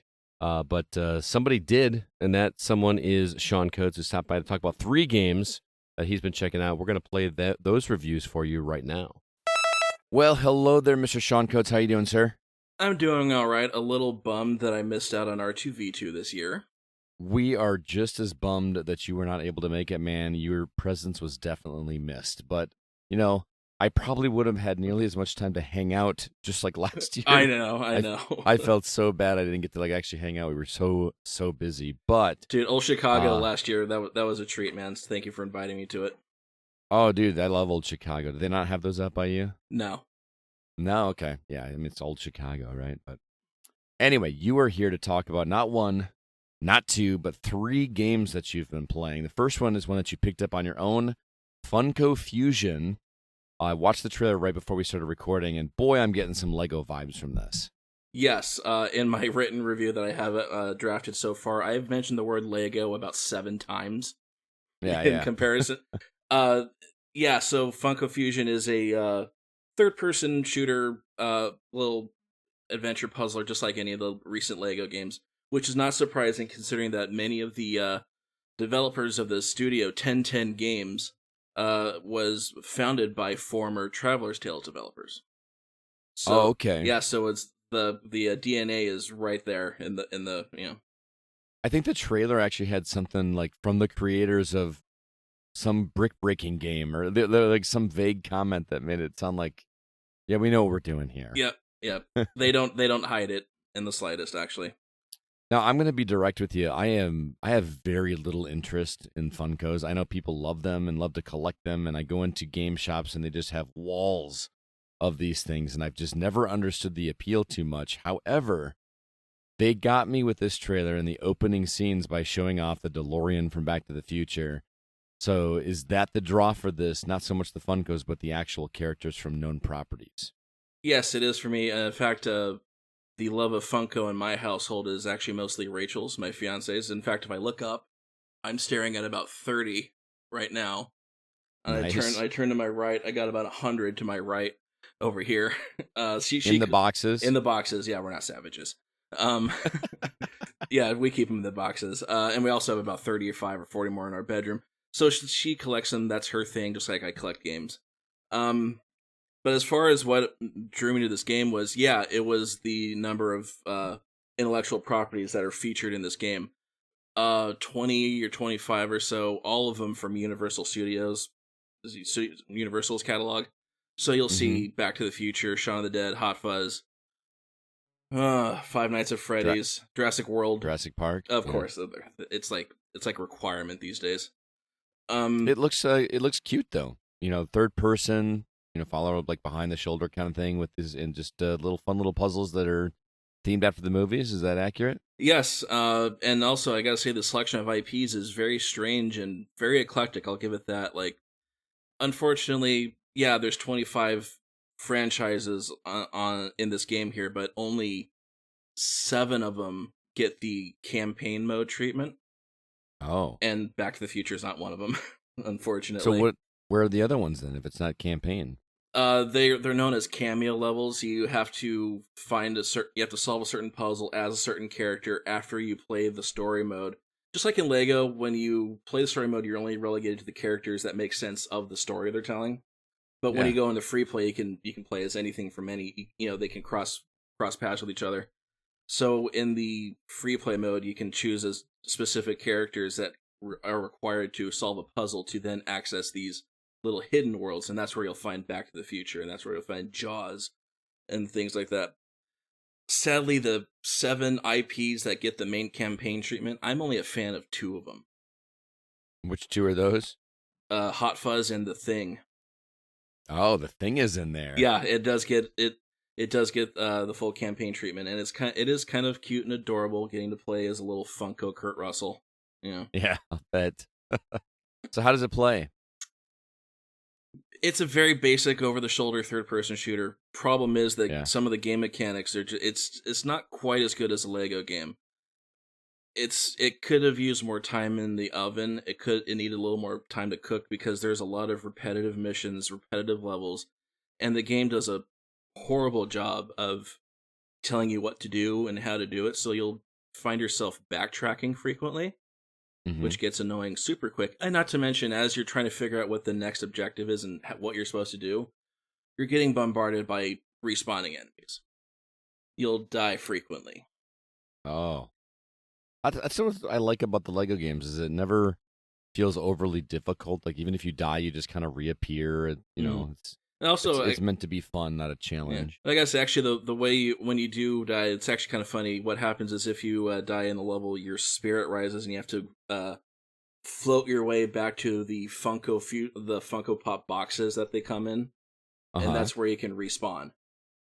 Okay. Yeah, so they pop out of their boxes every time you start a level or something. And but just like also in Lego, there's destructible objects which spew out money to use. That sounds fun, man. Is this one to recommend, or should people just stick to Lego games? I would honestly say stick to Lego games unless you're a fan of any of these properties. The 7 are Umbrella Academy, Hot Fuzz, The Thing, He-Man, Jurassic Park. You're not a fan of Jurassic Park? I'm getting a little tired of it. I mean, they have so many Lego games at this point, Right. But that's just those are the ones off the top of my head. Like, it's Scott Pilgrim. Scott Pilgrim gets a campaign mode. So now, is that the movie version of Scott Pilgrim, or is it like it's the movie? Comics? It's the movie version. Interesting. I love Scott Pilgrim. All right, though, that is Funko Fusion. You're playing that on PS5, but it's everywhere, it's right? it's on PS4 and Xbox. It's last generation and everything. All right, cool. Let's move on to the next game. It's actually a DLC for Atari 50, which you reviewed for us months ago. For those that don't remember, this is the collection of Atari classics, and it's one of those history of video game type games where you learn about it and experience the games. But you got your hands on the DLC. Uber Strategist hooked us up with a copy. Mm-hmm. This is obviously developed by Digital Eclipse and published by Atari. It's called Atari 50: The Wilder World of Atari. And it includes how many additional games from the Atari catalog? 19, but 19, that doesn't mean 19 distinct games. It means 19 in variants and various ports and whatnot to make it 19. Okay. But what makes this one unique is that it finally starts adding third-party titles to the mix, and not just in-house Atari games. Most notably Berserk. That's the big draw, is that it has Berserk and it's all its variants. You get the original arcade version, which was made by Stern, I want to say, at the time, 1980. I didn't know that. Yeah, it was not an Atari game. But you also get the 2600 version, the 5200 version, and there's a special 2600 version that was made recently where they added voices into the 2600 version. Oh, that's cool. So that's like modern voices or like Atari 2600 level voices. I think from what I could tell, it sounded like 2600 voices because they were gonna. Okay. It was to showcase the fact that they were gonna make a voice modulator attachment, just like what Intellivision did. Mm-hmm. There was some select games will have a voice enhanced version but Atari never made theirs. So that's what they were showcasing. Is here's what it would have been like if it had voice capability. Now, is that 4 of the 19 games? Like Berserk and 3 other variants? Yes. That feels a little like... I know, it can feel a little silly, but that was the same thing with the base game. It was 103 titles, but that included the variants in that number. You know what I mean? Okay. What else is in there besides Berserk? I mean, that's a favorite. One of the coolest box arts of all time. Which, again, speaking of box art, you can, of course, view it and scan it and look at a 3D rendering of the box art in the archival sections of the games. God, what else is there? Red Baron. It has a few vector graphic arcade titles in there too, which is I actually am a fan of vector graphics. They look pretty, and it's just amazing what they were able to pull off in the 70s and 80s. And it looks pretty cool even today. God, I'm trying to think of what else. It's just a lot of random assorted games. Like, oh, by the way, here's what we couldn't get the first time. Including there's a couple of rare. There's a Atari Rubik's Cube that they added, which was a game that you can only get through the Atari Mail Club back in the day. So it's one of those titles where trying to find a physical card is like trying to find an NWC card. Like, it's that rare. Now, I played a Rubik's Cube game when I was a kid on Atari. It was like, 3x3 grid, and there was like a little guy that you would go over on each one, and more or less... That's the one. Pick up you would click on the button, and it would turn your character that color, would swap the color with the thing. On the grid, move it around. That's the one. It was almost like cheating Rubik's Cube. Yeah, because you could pick your colors rather than swap. Yeah. But no, that's the one that they got, Atari Rubik's Cube. So I had something super rare when I was a kid, and I had no idea what you're telling me. Basically, as far as I can tell, because those cartridges were only available through the mail order, you couldn't get it retail. Wow. I am kicking myself. Actually, I should kick my mom for throwing out my Atari collection when I was a kid. So I know. Don't you hate that feeling? Yeah. So tell me about like the history portion of this DLC, because that's a big draw of the game, is like learning about it. Is there a lot more of that added here, or is it just the addition of the games? There is a lot more history of the company too. What drew me the most was it showcases the contributions of the art department, and they interview one of the lead staff members who was responsible for making that logo, what's known as the Fuji logo, the infamous Atari A looking thing. Yeah. And she was her name is Evelyn Seto, by the way, and she was responsible for rebranding the Atari VCS into the 2600. She was responsible for that campaign. And also it was her designs that, when you bought a new Atari console, it was silver with the rainbow stripe and the name prominently there. That's her design. Nice. So it talks about how, because they carried that over into the 5200 release, the 7800 release, that they kept that design for a decade and a half. So nice. So you're recommending people check out this DLC, or well, actually, do you have to own the original game, or can you get this separately? I'm honestly not sure, because I had the base game. Again, thank you for that. So I honestly am not sure if you can get this on its own. I would assume not. Just because of I would assume not as well. And plus, the retail price on this is like $6.99. So I'd imagine it's more of a... Yeah. But interestingly, if you bought Atari 50 on the recent Atari VCS system, it's a free upgrade. Oh, that's awesome. Mm-hmm. For those... That counts that nobody's playing it on. Yeah, so the 5 of you listening that have an Atari VCS, have fun. Right. All right, that's Atari 50, The Wilder World of Atari. We got one more game to talk about. And I know you are stoked about this game, man. I wish I could share the text thread with our listeners about your excitement when we got you this code, which came from Evolve PR, by the way. You're kind of like a resident 80s and 90s R-rated movie aficionado here. Thank you. It's good to be known for something on the team. Yeah, right. And I also love Starship Troopers. I watched it when I was a teenager, and it felt like a movie that I shouldn't have been watching. You know what I mean? Yeah. So it's goofy. It almost feels like a Western, but in space.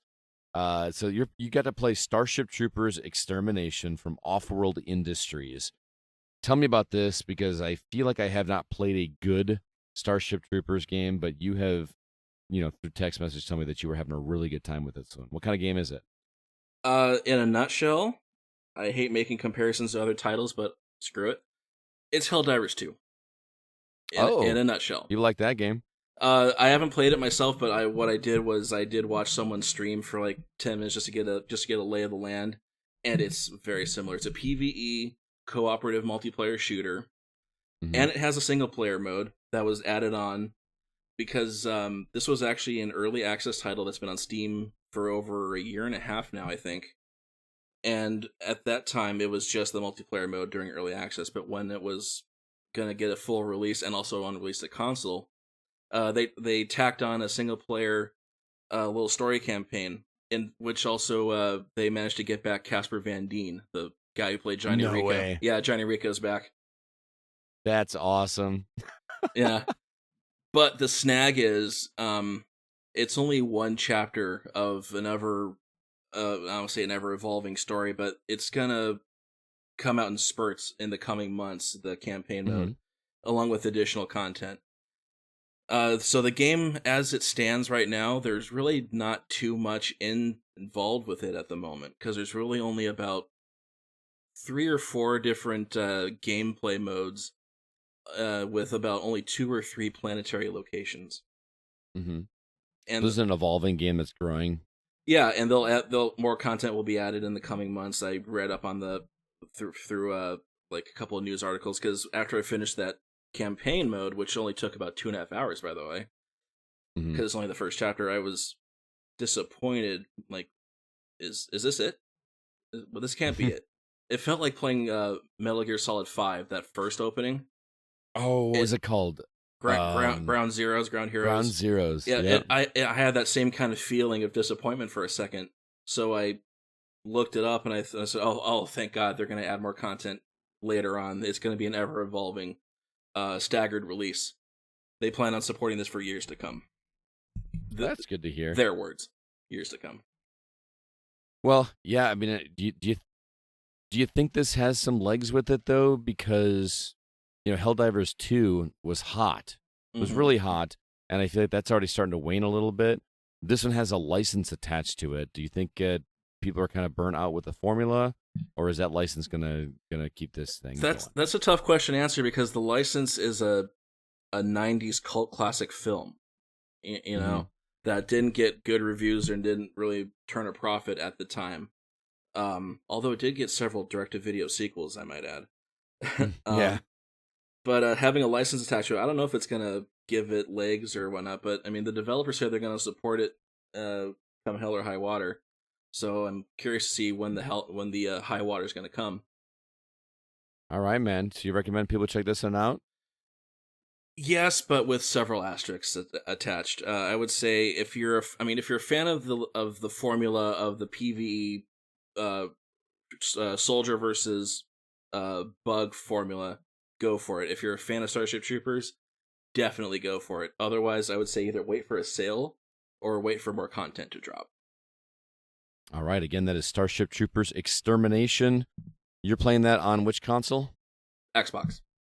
And that's available everywhere. Well, not on Switch, I assume. No, it's Steam, PS5, and Xbox. Sounds good. And again, shout out to Evolve for hooking you up with that. I know he really appreciates that. And stay tuned for a written review from him on that one as well. Sean, as always, dude, it is a pleasure to talk to you. Wish I could have seen you this weekend, but hey, there's always 2025, right? Yeah, I'm planning on 2025. Come hell or high water. All right, man. Maybe I get to meet your lady friend. Yes, she was dying to meet you. Awesome, man. Well, thanks again, and we will catch you next time, okay? You got it. Check you later. See ya. Thanks again, Sean. Great work over there. Really do appreciate it. I want to remind everybody about social media. Facebook.com/groups/TheGoCast or our Discord server. There's a link in the show notes. Leave us a review. We haven't got a review in a while. Would love to read those on the show. Apple Podcasts is obviously the easy way. I don't know if other services do reviews. I don't know where that exists, but if you find it, let me know. I will look it up. I'd greatly appreciate it. If you're on Overcast, press the star.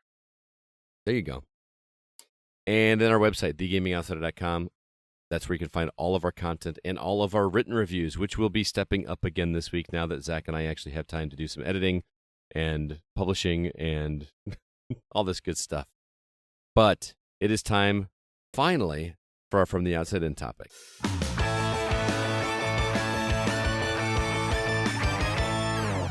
All right, so here's what we decided to talk about this week.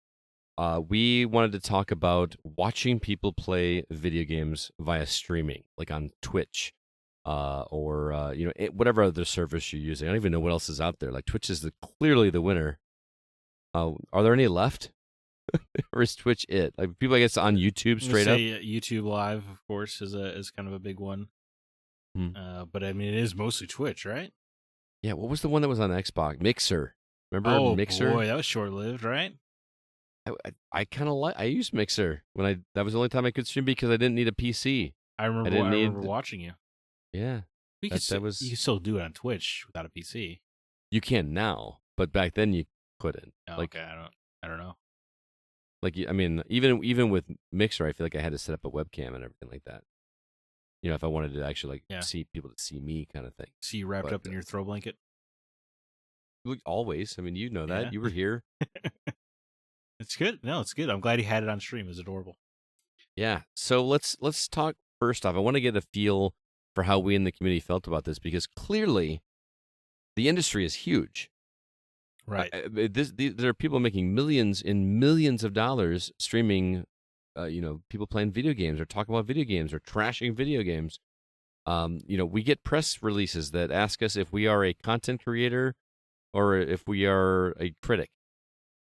Because they want to know which way it's going to, because it's clearly going to do better. It's going to get exposure, which is that's a whole other topic too. Like, why are developers okay with streamers putting content out there and letting somebody just watch the game instead of buying it for themselves? Mm-hmm. You know what I mean? Well, Nintendo's not. Well, that is true. Well, I mean, I say it's just a marketing trade-off, right? And it's also a slippery slope of like, if you shut it down once, now you've lost that marketing avenue forever, So yeah, it's true. I mean, I when I started doing this, I always wondered like why people were willing to give out free copies of their games. But hey, that person's not going to buy it anyway. Right. You know what I mean? They want the content. Like I get that, but like the whole game on YouTube, like you could have the argument that you're not going to have this. Didn't we talk about this like in terms of comparing it to audiobooks? Or was that with you? That was our kind of our touching point, right? Because it was because we listen to audiobooks, you and I, right? And I feel like a lot of snooty book people, it would say that doesn't count, which is absurd because I kind of intermix physical and audiobook, and I feel like either way I've gained the information. It's definitely a different experience, no doubt, right? But then that led me to ask you, so does that mean like watching a playthrough on Twitch? Does that mean you've played the game? That's an honest question. Yeah. Because, I mean... Because the easy answer, the impulse answer is no. At least for me. But that's also because we're more protective of video games than we are maybe of books. Probably, yeah. So I want to be objective. You know what I mean? Yeah. But I mean, to me, although they are different, like a book doesn't need to have the effort. You know what I mean? You don't have to have the effort to have the same experience. Oh, see, well, I do disagree with that. I think physically reading a book is a much richer experience.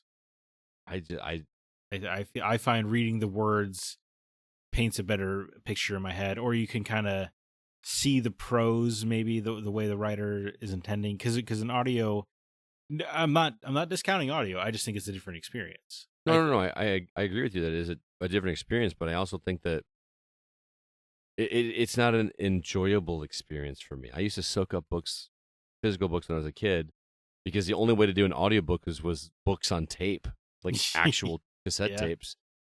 Flip over to side 2 for chapter 5. So you need to do it on a drive. It's pretty much the only way you're gonna. do it. Yeah. That's what we did when we were kids. Except they were just short stories by Tom Bodett. Yes, the Motel 6 guy. Does audiobooks. I don't know what the hell that means. You don't know the commercials for Motel 6? No. We'll leave the light on for you. I mean, I guess I know that catchphrase or marketing. The guy slogan. that says that is Tom Bodett, who's an author and narrates his own books. All right. We had a bunch of those on. Anyway. Shout out to Tom Bodett. Huge fan. He's also on Wait, Don't Tell Me on NPR on occasion. Anytime he's on there, I try to listen. Wow. Okay. I didn't know we had a Tom Bodett fan of the house. Dude, I actually bought the books on Audible, like with credits. Wow. Like just to like go for nostalgia's sake. Yeah. He's got one of those voices that I'm not gonna say it's like reading the phone book kind of thing, but he's got a very soothing cadence to him. That I'm gonna have to look and into it's this. also nostalgia for me. Yeah, of course. I don't think the stories would do much for you. They're kind of like good old country boy stories up in but it's in Alaska. Oh. The characters are really interesting and clever. Anyway, we're getting off track. So like, is it a richer experience reading it as opposed to listening to it? Possibly. But at the end, you're still getting the same information. Yeah. It's not as much. Yes, it's effort to physically read a book instead of having it read to you. Mm-hmm. But if you are a good reader, it's not much more effort. Right. You know what I mean? Like, it's not like a kid that like wants to be read to because he can't read very well and wants someone to do it for him. Yeah. With video games. Yeah. Go ahead. Oh, it's good. I would say with audiobooks, there's also just there are like Cormac McCarthy is famous for refusing to follow the rules of punctuation, which drives me crazy. Therefore, audiobook is a great way to tackle his books for me. That's a very specific example. I'm just saying there are examples. If you're terrible at Dark Souls games, maybe it would lead you to want to watch somebody stream it because that's fair. You can't handle the combat yourself. Or even vice versa. There are some books that would not work in audiobook form, like World War Z. Aren't those books like formatted like just news clippings or something like that? Yeah, I guess that would be kind of a weird audiobook, yeah. Like you would need, because you need to physically see so you're getting the feeling of reading a newspaper article as opposed to just reading words on a page. Some kind of historical document or whatever. Yeah. Yeah. No, you're right. So yeah, I guess I would argue that watching it does count, but I don't like it. See, I feel like watching, because like you can find on YouTube those no commentary playthroughs. Mm-hmm. I feel like that would count. But for some reason, why without the commentary? Why does that matter? Because I feel like that's influencing your interpretation of what you're watching. So if you're just watching it without any other distraction, without somebody else's input or somebody putting thoughts into your head about what's going on in the story, it's letting you figure stuff out on your own. Yeah, I think so. I think that would be closer to the audiobook experience. Mm-hmm. Right? Because if we're using the book comparison, the Twitch counterpoint would be like some guy reading you the book, but then he stops every 3 sentences, be like, "Well, that's kind of stupid, don't you think?" Something like that. Then you just hear the podcast like episode discussion in between chapters. Yes, exactly. Yeah.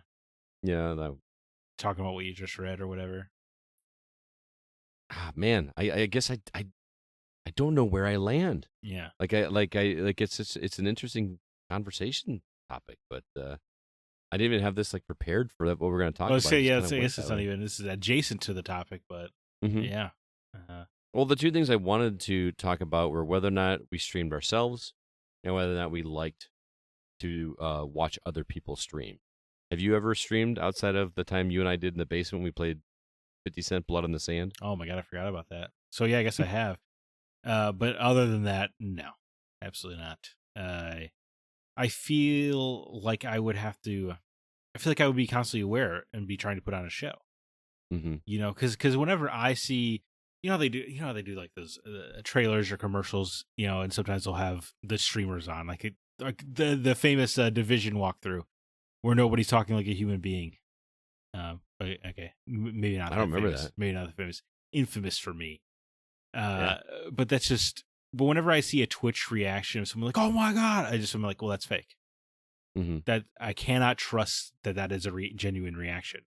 Because nobody does that while they're playing a game by themselves. That would be weird. You're constantly aware of the audience, and there's just no way you can't be, especially because you're probably talking with the chat. You're making sure they feel involved. Yeah, and I just feel like, and nobody wants to sit and watch the dude just go. Which is how I play a game. That's how I play a game too. A stern face, maybe like a focused eyebrow or something, but constantly checking my phone for cutscenes. Well, luckily I don't do that because I'm trying to pay attention to the game I bought. But to each their own. Yeah, and I just maybe I guess if you're replaying something, maybe that's the way to go. But I don't think I would ever stream. I'm also a little nervous about people seeing my space, I guess. Yeah, that makes sense. Yeah. I mean, you could always like do a sheet or something like that. Right. Yeah. I've seen streamers do that, like a green screen, and then, or you do what some people do, and they just don't even have their face; they just have an animated version of something that I don't understand. I'm not the correct generation to understand why that's appealing. I do not get that. Was that what I think of? What's the point of even VTubers? Is that what they're called? VTubers, yeah. Yeah. You know, I cannot. There's no way I'll ever understand that. And that's okay. There are plenty of things that I loved when I was a kid that the old people around me were like, "This is stupid." Mm-hmm. But when you're young, you're like, "It's not stupid." Teenage Mutant Ninja Turtles? What? Right. There's always something. That's how generations go. Mm-hmm. That stuff seems really dumb to me. Yeah, that's skibbity. I don't know what that means. I don't either. Okay. But my kids say it all the time. My students say it all the time. Skibbity toilet is like... Oh, yes, I've heard that phrase, yeah. Yeah. Does that mean anything? It's just like something is... It's negative. It's skibbity. Oh, okay. All right. There's a whole YouTube series, like if you want to go down that rabbit hole. I don't. Of like videos that people make, just like random videos. And then there were these videos called Skibbity Toilet with like a head coming out of a toilet. And it's, I don't know. Okay. That and... Like we say cool if something's, cool. Oh, that's cool. Yeah. Yeah. They say bet. I thought bet means like you're good to go. Bet. No, they're like, oh, I got you. Here's your test. Oh, bet. Yeah. Okay. Huh. Like, I don't. I mean, if you think about it, cool doesn't make any freaking sense either. No, of course not. No slang makes sense to the generation that is older, you know. Except for like, there's some stuff that's cyclical, I guess. The newest one is crashing out. Oh, Mr. Clark, I'm crashing out. Like I'm really tired, or I'm. Isn't that what you say about meth heads? I don't know. Yeah, that's kind of disturbing if that's the case. I thought druggies crashed out. To me, like if I'm gonna crash, I'm gonna go to sleep. Right. I'm gonna go upstairs and crash. Yeah. But they say I'm crashing out. Yeah. That means I'm really tired, or I'm about to rage. Those are two very different things. Mm-hmm. Anyway, this is also off topic. Also off topic. So yeah, neither of it. Well, I didn't get to. Yeah. Do you watch streaming? Or I'm sorry, have you streamed? I apologize. Have you? I have a mixer, mostly at Extra Life, because that's how you gotta. But I'm not good at it, which is weird to say because I feel like I'm entertaining to talk to, but it's weird to talk to people when you cannot look at them and have. I don't like talking to a text wall. Yeah, which is, I guess, what it is to be a streamer. And I don't want to be fake. You know what I mean? And I feel like the only way I'm going to actually talk to a text wall is if I'm just acting like I'm really into whatever they're talking about, because really all I want to do is concentrate on my game. Right. Like if my wife comes down and tries to talk to me while I'm playing the game, I pause the game and I stop because I don't want to be distracted. Of course. And yet you look at your phone during cutscenes. I'm not playing. Well, you are. Dude, you have no idea what a multitasker I am. All right. That's why I listen to audiobooks, because I can't do something else while I'm holding a physical book in my hand. I'm going to mow the lawn or do my laundry or something. But, all right. I need to be getting something done all the time. Sure. So I can hear your eyes rolling in the back of your head. I thought we played games for story. That's all. No, I know. I mean, I'm still listening to the story. I'm not like hyper focused. So I have done it on my own. The only times I've really done it mostly is like someone wanted to see the game that I was playing. Mm-hmm. And we would actually like get in a chat and they would watch. But that's frustrating because then there's like a 5-second delay, between like when I mean chat, I mean actually like physically talking to them. Right. So like I'll like get a jump scare and the person watching me doesn't see that jump scare for another 5 seconds later and it just doesn't make any sense. I don't know. Maybe the latency's gotten better. I'm sure. But the only time I've really done it is if I was trying to, raise money for charity or something like that. I don't feel super comfortable. I would just rather, because that's my me time, right? Yeah. That's my time to enjoy my games the way I want to, and doing that with an audience. I mean, I would even I like people watching me games when they're sitting on the couch with me. Yeah. Like, it would be my dream if my wife would just come hang out and watch 24 on her tablet while I'm playing games. You know what I mean? Like, just cuddle up to you. yeah. Yeah. And then, or maybe watch the game with me. Like, I remember playing through the entire game of Until Dawn, my first playthrough. My buddy Jeff was sitting on the other couch watching me play and helping me make decisions and stuff. Yeah. And he thoroughly enjoyed it, and it was fun. No, that's a good point. I had my buddy Savi. I remember insisted he come over. He played the Last of Us DLC for the first game before I did, and he insisted he come over to watch me because he wanted to see my reactions to the story beats. And that was fun. Did you deliver? Because you don't like to react. Like, again, you don't react when you're by yourself. So were you forced to react? No. The reaction was genuine when you learn Ellie is gay. Of shocked excitement, I guess, because we also the Walking Dead game came out around then too, in late 2012. So we used to have this running bit where Clementine was his virtual daughter, Nellie was my virtual daughter. So it was just kind of he had to be there when I found out my virtual daughter was gay. Oh, gotcha. Yeah, it was a fun. I know. What about? It was a weird in joke, I guess. That's cool. Yeah. What about watching other people play? Do you like to watch streamers? Let me talk to you with a message from Brian Ragati here. He says, Okay. I can't stand watching people play. I don't know if it's just not fun or if them constantly talking ruins it, but I'd rather play the game myself. That's exactly how I feel. I can't stand it. I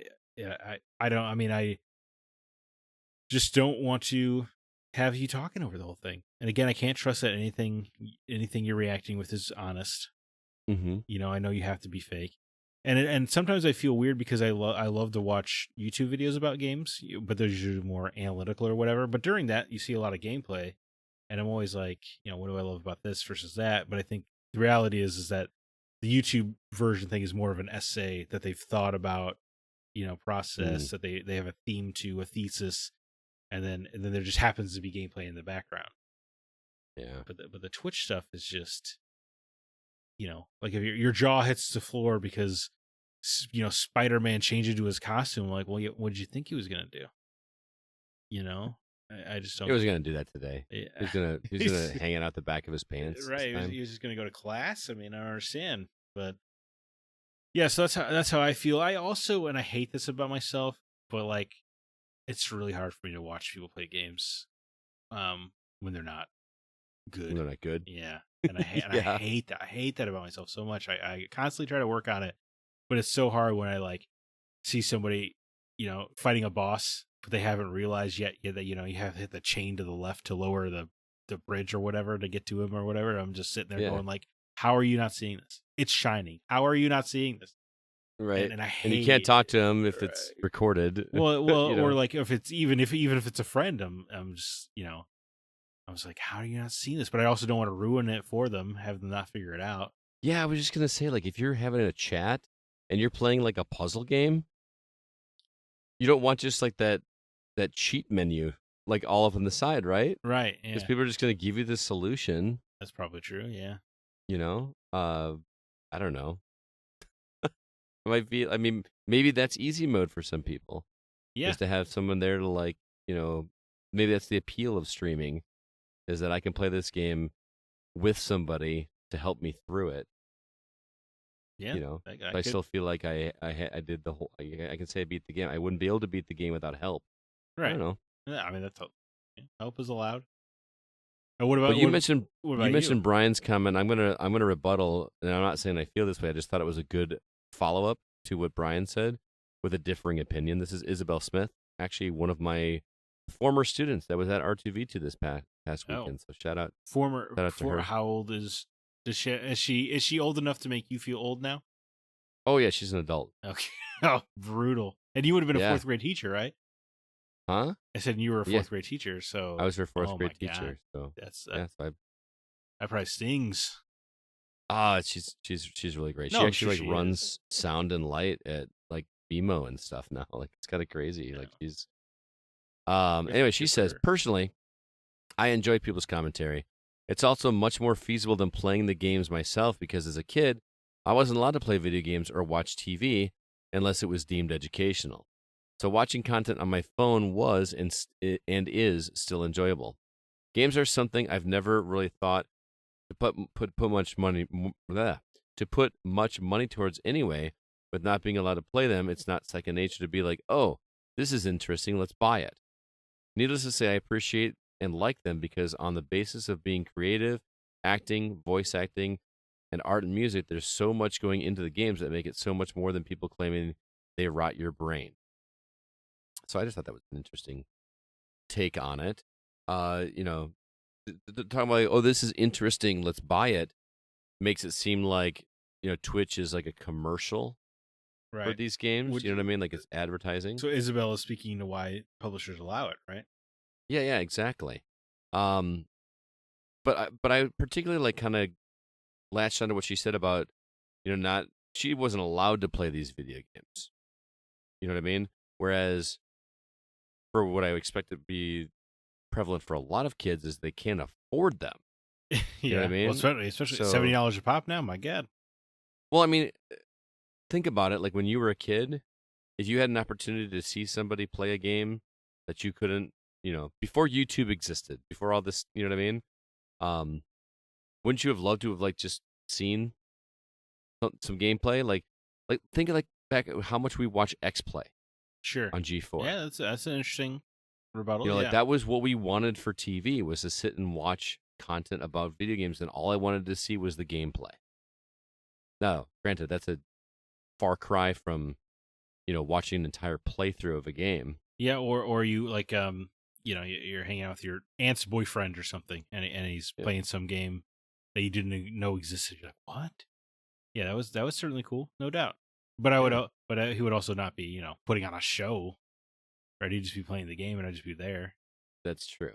The show aspect of it is, I feel like we're the older generation that just doesn't understand the appeal of that. Like, right? I mean, everything. Movies are acting, right? We don't have a problem with that.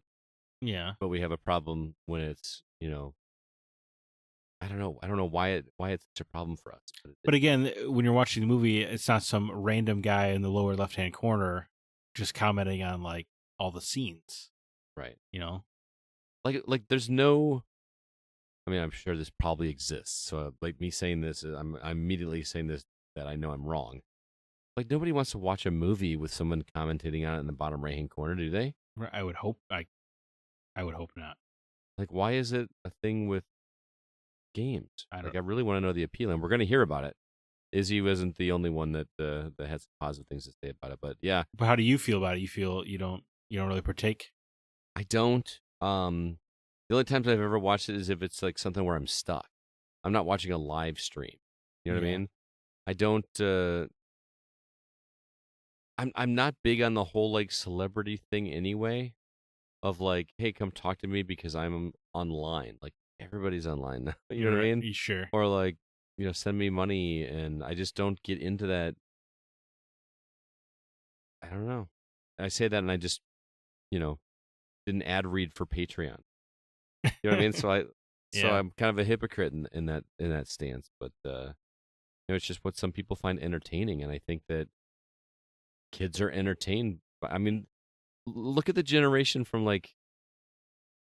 There are YouTube videos of kids unwrapping Christmas gifts that get millions of views. Kids are just totally okay watching people open Christmas gifts that they don't get to play with. Yeah. But streaming is kind of the same thing. You're watching somebody else enjoy something that you can't enjoy yourself. Seems kind of sad when you say it all like that. Right? I don't know. So yeah, I'm not a big...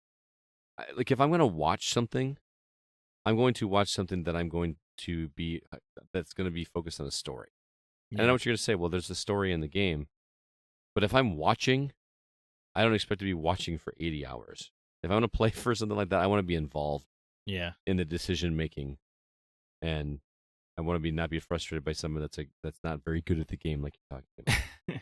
Again, I hate this about myself. Just to be clear, no, it's something I don't change. I don't think it's anything you need to apologize for. It's not fun to watch somebody that, it's not like you're acting like you're better than them. It's just like, how do you not see that? Yeah, and of course. Well, I never I never talk down to them or say these things. It's just thoughts I have.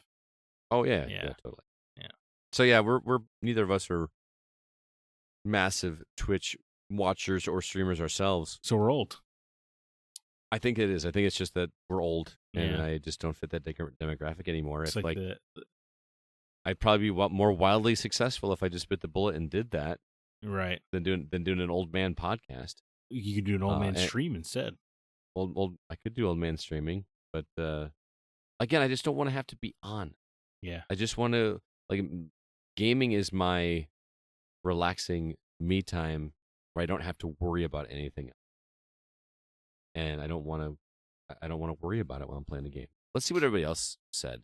You want to read the next one? Yeah, jumping over to Edwin Smith. I watch streams quite often. For me, there may be a game I don't necessarily like playing, but enjoy the story, so I just watch someone who's playing that game to get that fix. I also stream myself and have met some really cool people doing so. So I think that's great, but it does really make me think back to the publisher thing that you're talking about of like, well, doesn't that mean that he just caught... Oh, I guess he wasn't going to buy it anyway, right? So I guess it doesn't lose you a sale. Or he bought it and just sucked at it and wanted to see it through. Yeah. Well, I was just saying for the marketing aspect. But yeah, I guess Edwin, he said don't necessarily like playing. So it could be, maybe you were really sick of the combat and God of War, so you're like, I'm just gonna watch someone else play this because I really want to see how the story goes. Yeah, I guess something I hadn't thought about. They already got your dollars. So might as well, Sure. Let's see. Noe Bushman. I'm going to read the next two if that's all right because this one's short. Yeah. Noe Bushman just straight up says, I don't watch them. I'd rather play than watch. I mean, that's kind of where I land. Right. I mean, was there anything worse than when you were a kid and you had to wait for your brother to finish playing? You had to watch and all you wanted to do was play? Well, luckily I was the older brother, so I had some advantages there. Yeah. The younger brothers had to play as Luigi. That's right. Or Diddy Kong. Brian Regal says, I have always enjoyed watching people play the games I enjoy. I will play a section in a game, then watch others play it too. You'd be surprised how many times I miss something another player found.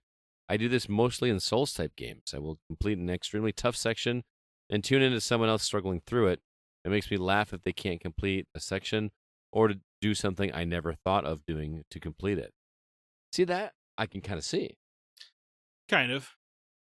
Play it, in like short bursts. Like, I played through this section. Now I want to go see how somebody else did and see what did I miss, or what did they do differently. I feel like I'd be more likely to be like, go to YouTube, be like, Dark Souls, Twilight Cathedral, Easter eggs or something like that, or hidden items. I feel like that would be more likely what I would do, and then I would make sure I find a video, and as soon as if somebody's talking, I'm clicking off.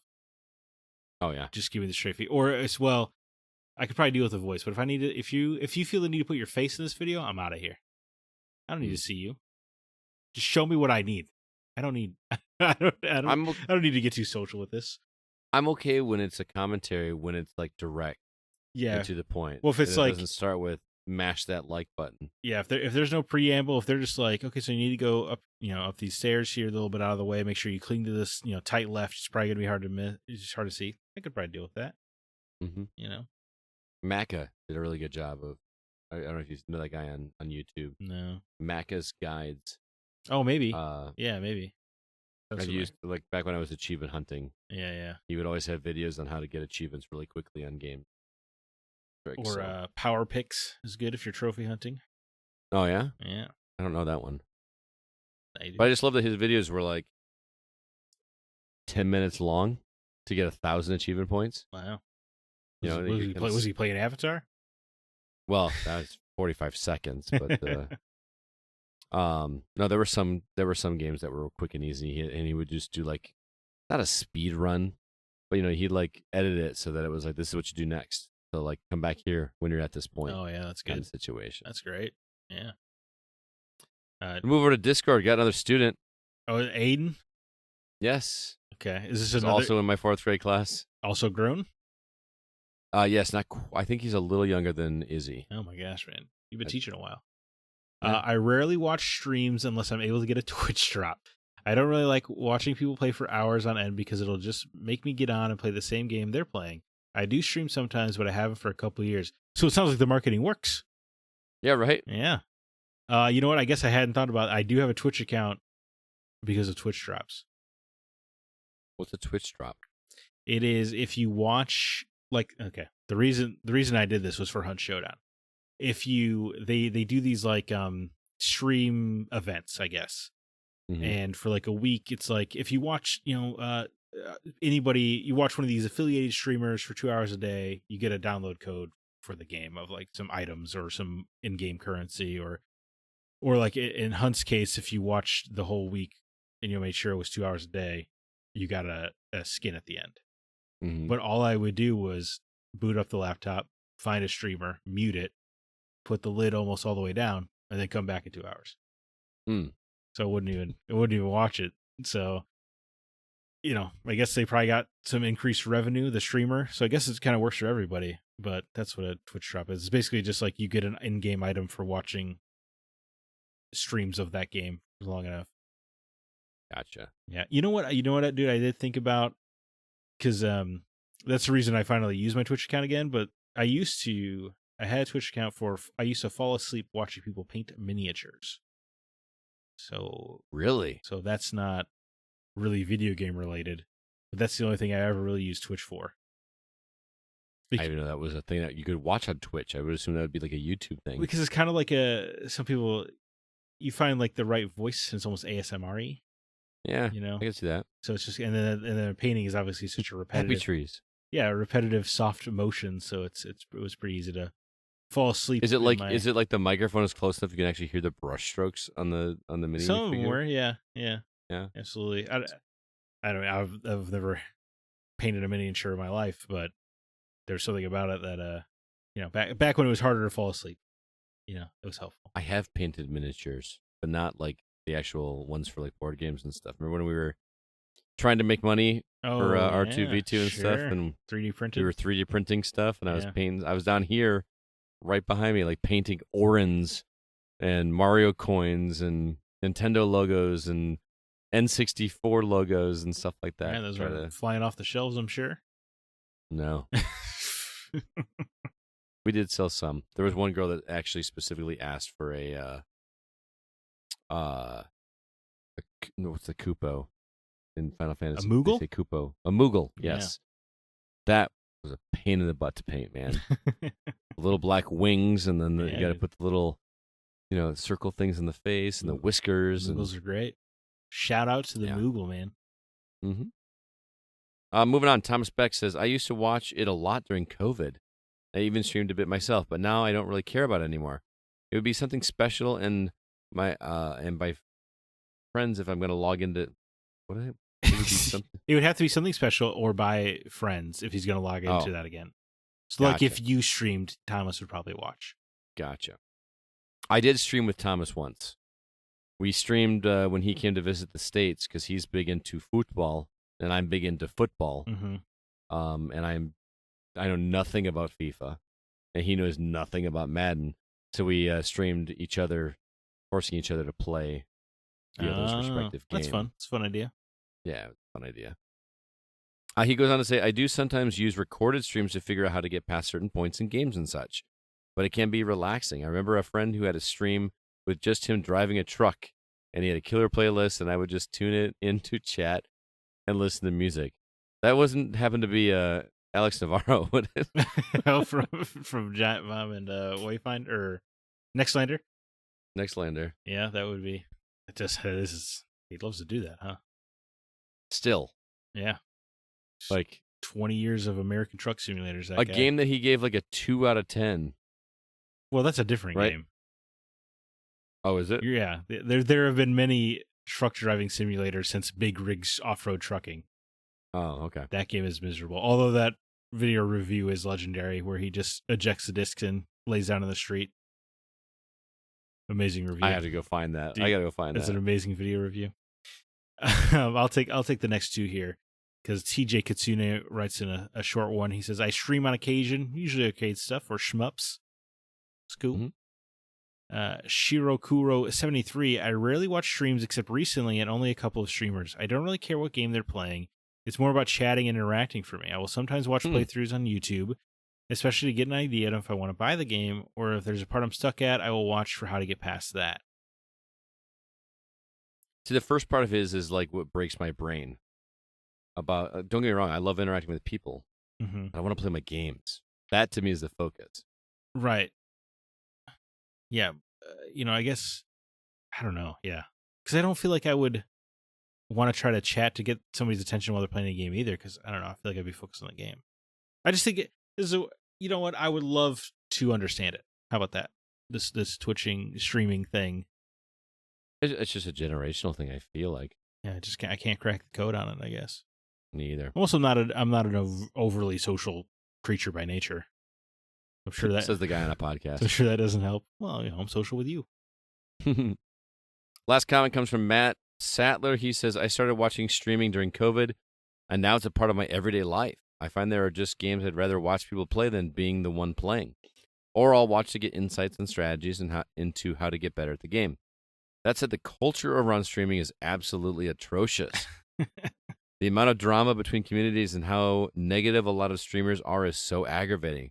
To the point I watch a few and I had to fix my Twitter to get a lot of that needless drama out. It's like high school. You watch a streamer these days, everybody is cheating. All the games suck. If a game doesn't cater to them, it's the worst thing in the world. I've given streaming a try and try some, and I have everything set up to be able to do it, but I've never really taken a deep dive to start it. Dude, the drama thing is, what is up? I've tried to block every word I can think of to not learn about whoever this Asmongold human being is, but it's constantly showing up my Twitter feed, and it is frustrating the hell out of me. I don't even know who that is.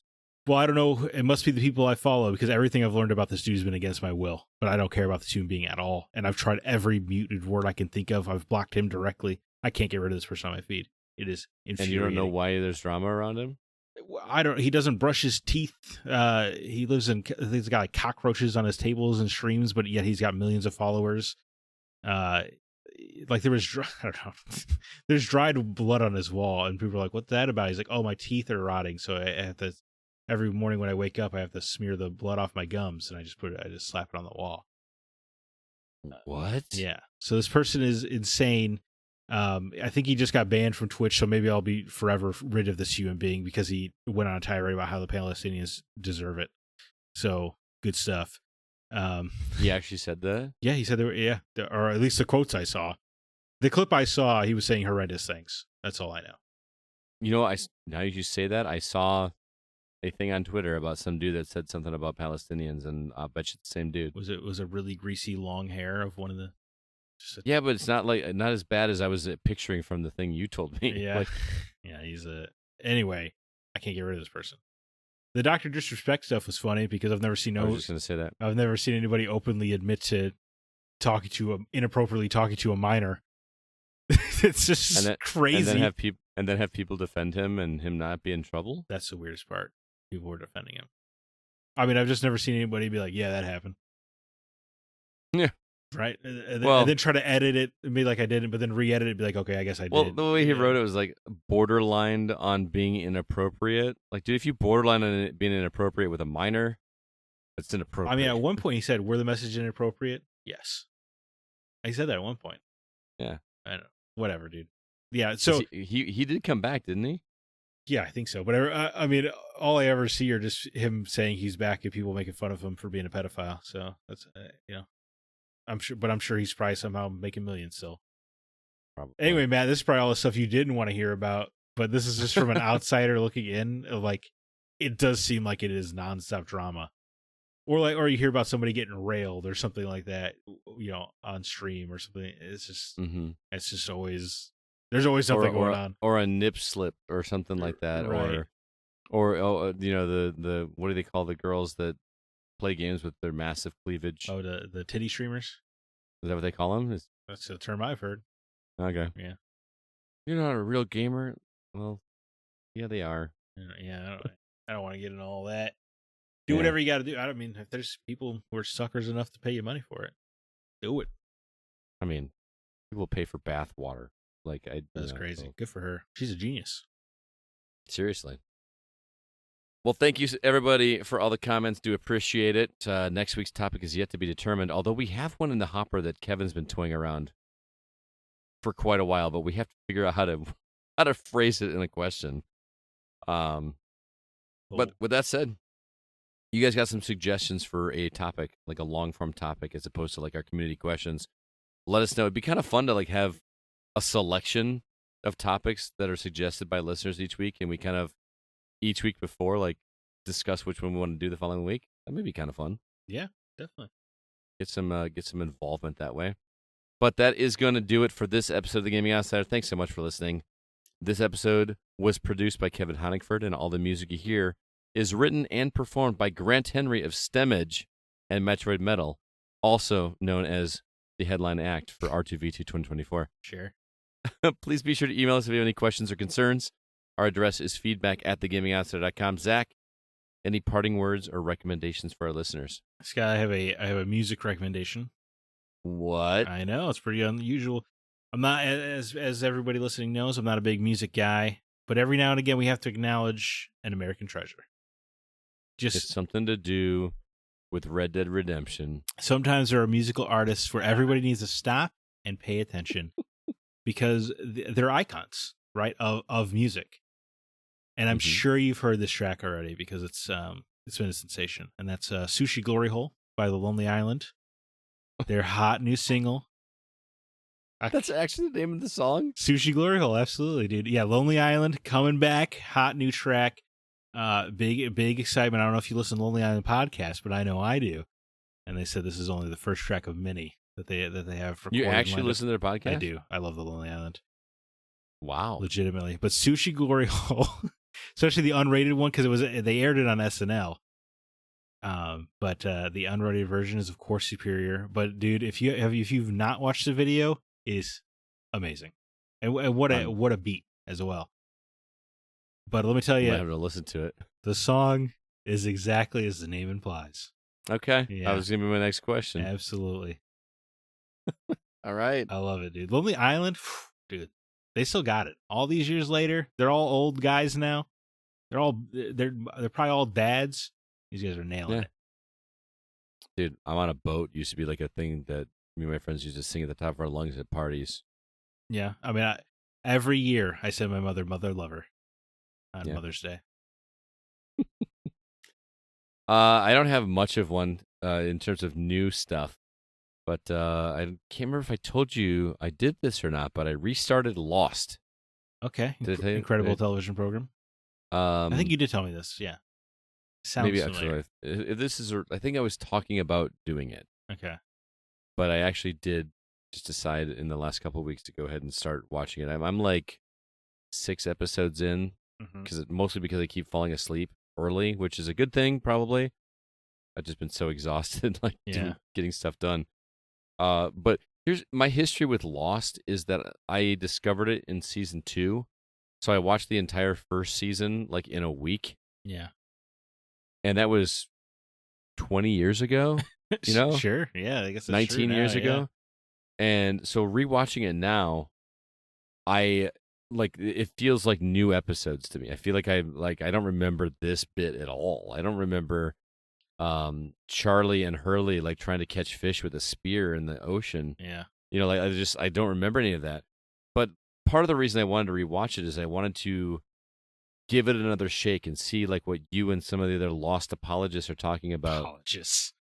In terms of, they answer that question. If you take off your phone for 5 minutes, it'll probably teach you some things. Oh, shut up. I'm watching it on my phone, you jackass. No, but yeah, Locke continues to be just like a fascinating character. Yeah, he's great. And I'm looking forward to it. But it's kind of interesting going back. We got to go back. Right, we have to go back. Yeah, because a lot of it I don't remember. I forgot the whole Kate being a criminal thing. Like, really? Okay. Yeah. Like I just didn't like. Oh yeah, it was like I was reminded. Okay. You know what I mean? But I'm looking forward to. Oh, and then like things like knowing what I know now, like the very first episode. I think it was the very first episode, maybe the second. There's a shot of Locke teaching Walt how to play backgammon, and he holds up two pieces and says, "One dark, one light." Mm-hmm. And it was like, oh, I know it. Like, was that intentional or was that just a coincidence? I think more of it is intentional than we think, but I think a lot of it was just made up for sure. I mean, that's a pretty specific spot on. Like that one, I think is probably intentional for sure. Yeah. It is frustrating. This would have been maddening to watch episode by episode, which I did. Right. But at least that first season, I got to just tear through it because they never showed the smoke monster for like a while. I think it is a show that works better when you can watch it at your own pace, for sure. Yeah, for sure. Yeah. And I don't say that about a lot. Like I actually kind of miss the serialized nature of TV shows sometimes. Mm-hmm. You know, the water cooler moments of like what happened. Right. But man, that one, it moves. I'm not gonna say it moves at a snail's pace, but it moves slower than I want it to. Yeah. Well, especially like season 3, like the writer's strike season. I think it was season 3 or 4. You know, they were doing the best they could, obviously, but it was right. But anyway, 20-year anniversary, I guess, was last month. I recommend giving that another shot. Because I do like some Lindelof stuff. Leftovers is fantastic, and I actually like the ending of Leftovers. So yeah, I'm giving this another shake to see. I'm trying to pay very close attention to the clues and to the things. You know, because you say that the polar bear is explained and the smoke monster is explained, and if you come out of this and ask me, so where do the polar bears come from? I'm gonna flip a script. I'm gonna go down for that sleepaway camp party. I'm gonna throw the DVD at your face. That's what it takes to get you here. Yeah, anger. Let's do it. Oh, Zach, it was great talking with you, man. I love how.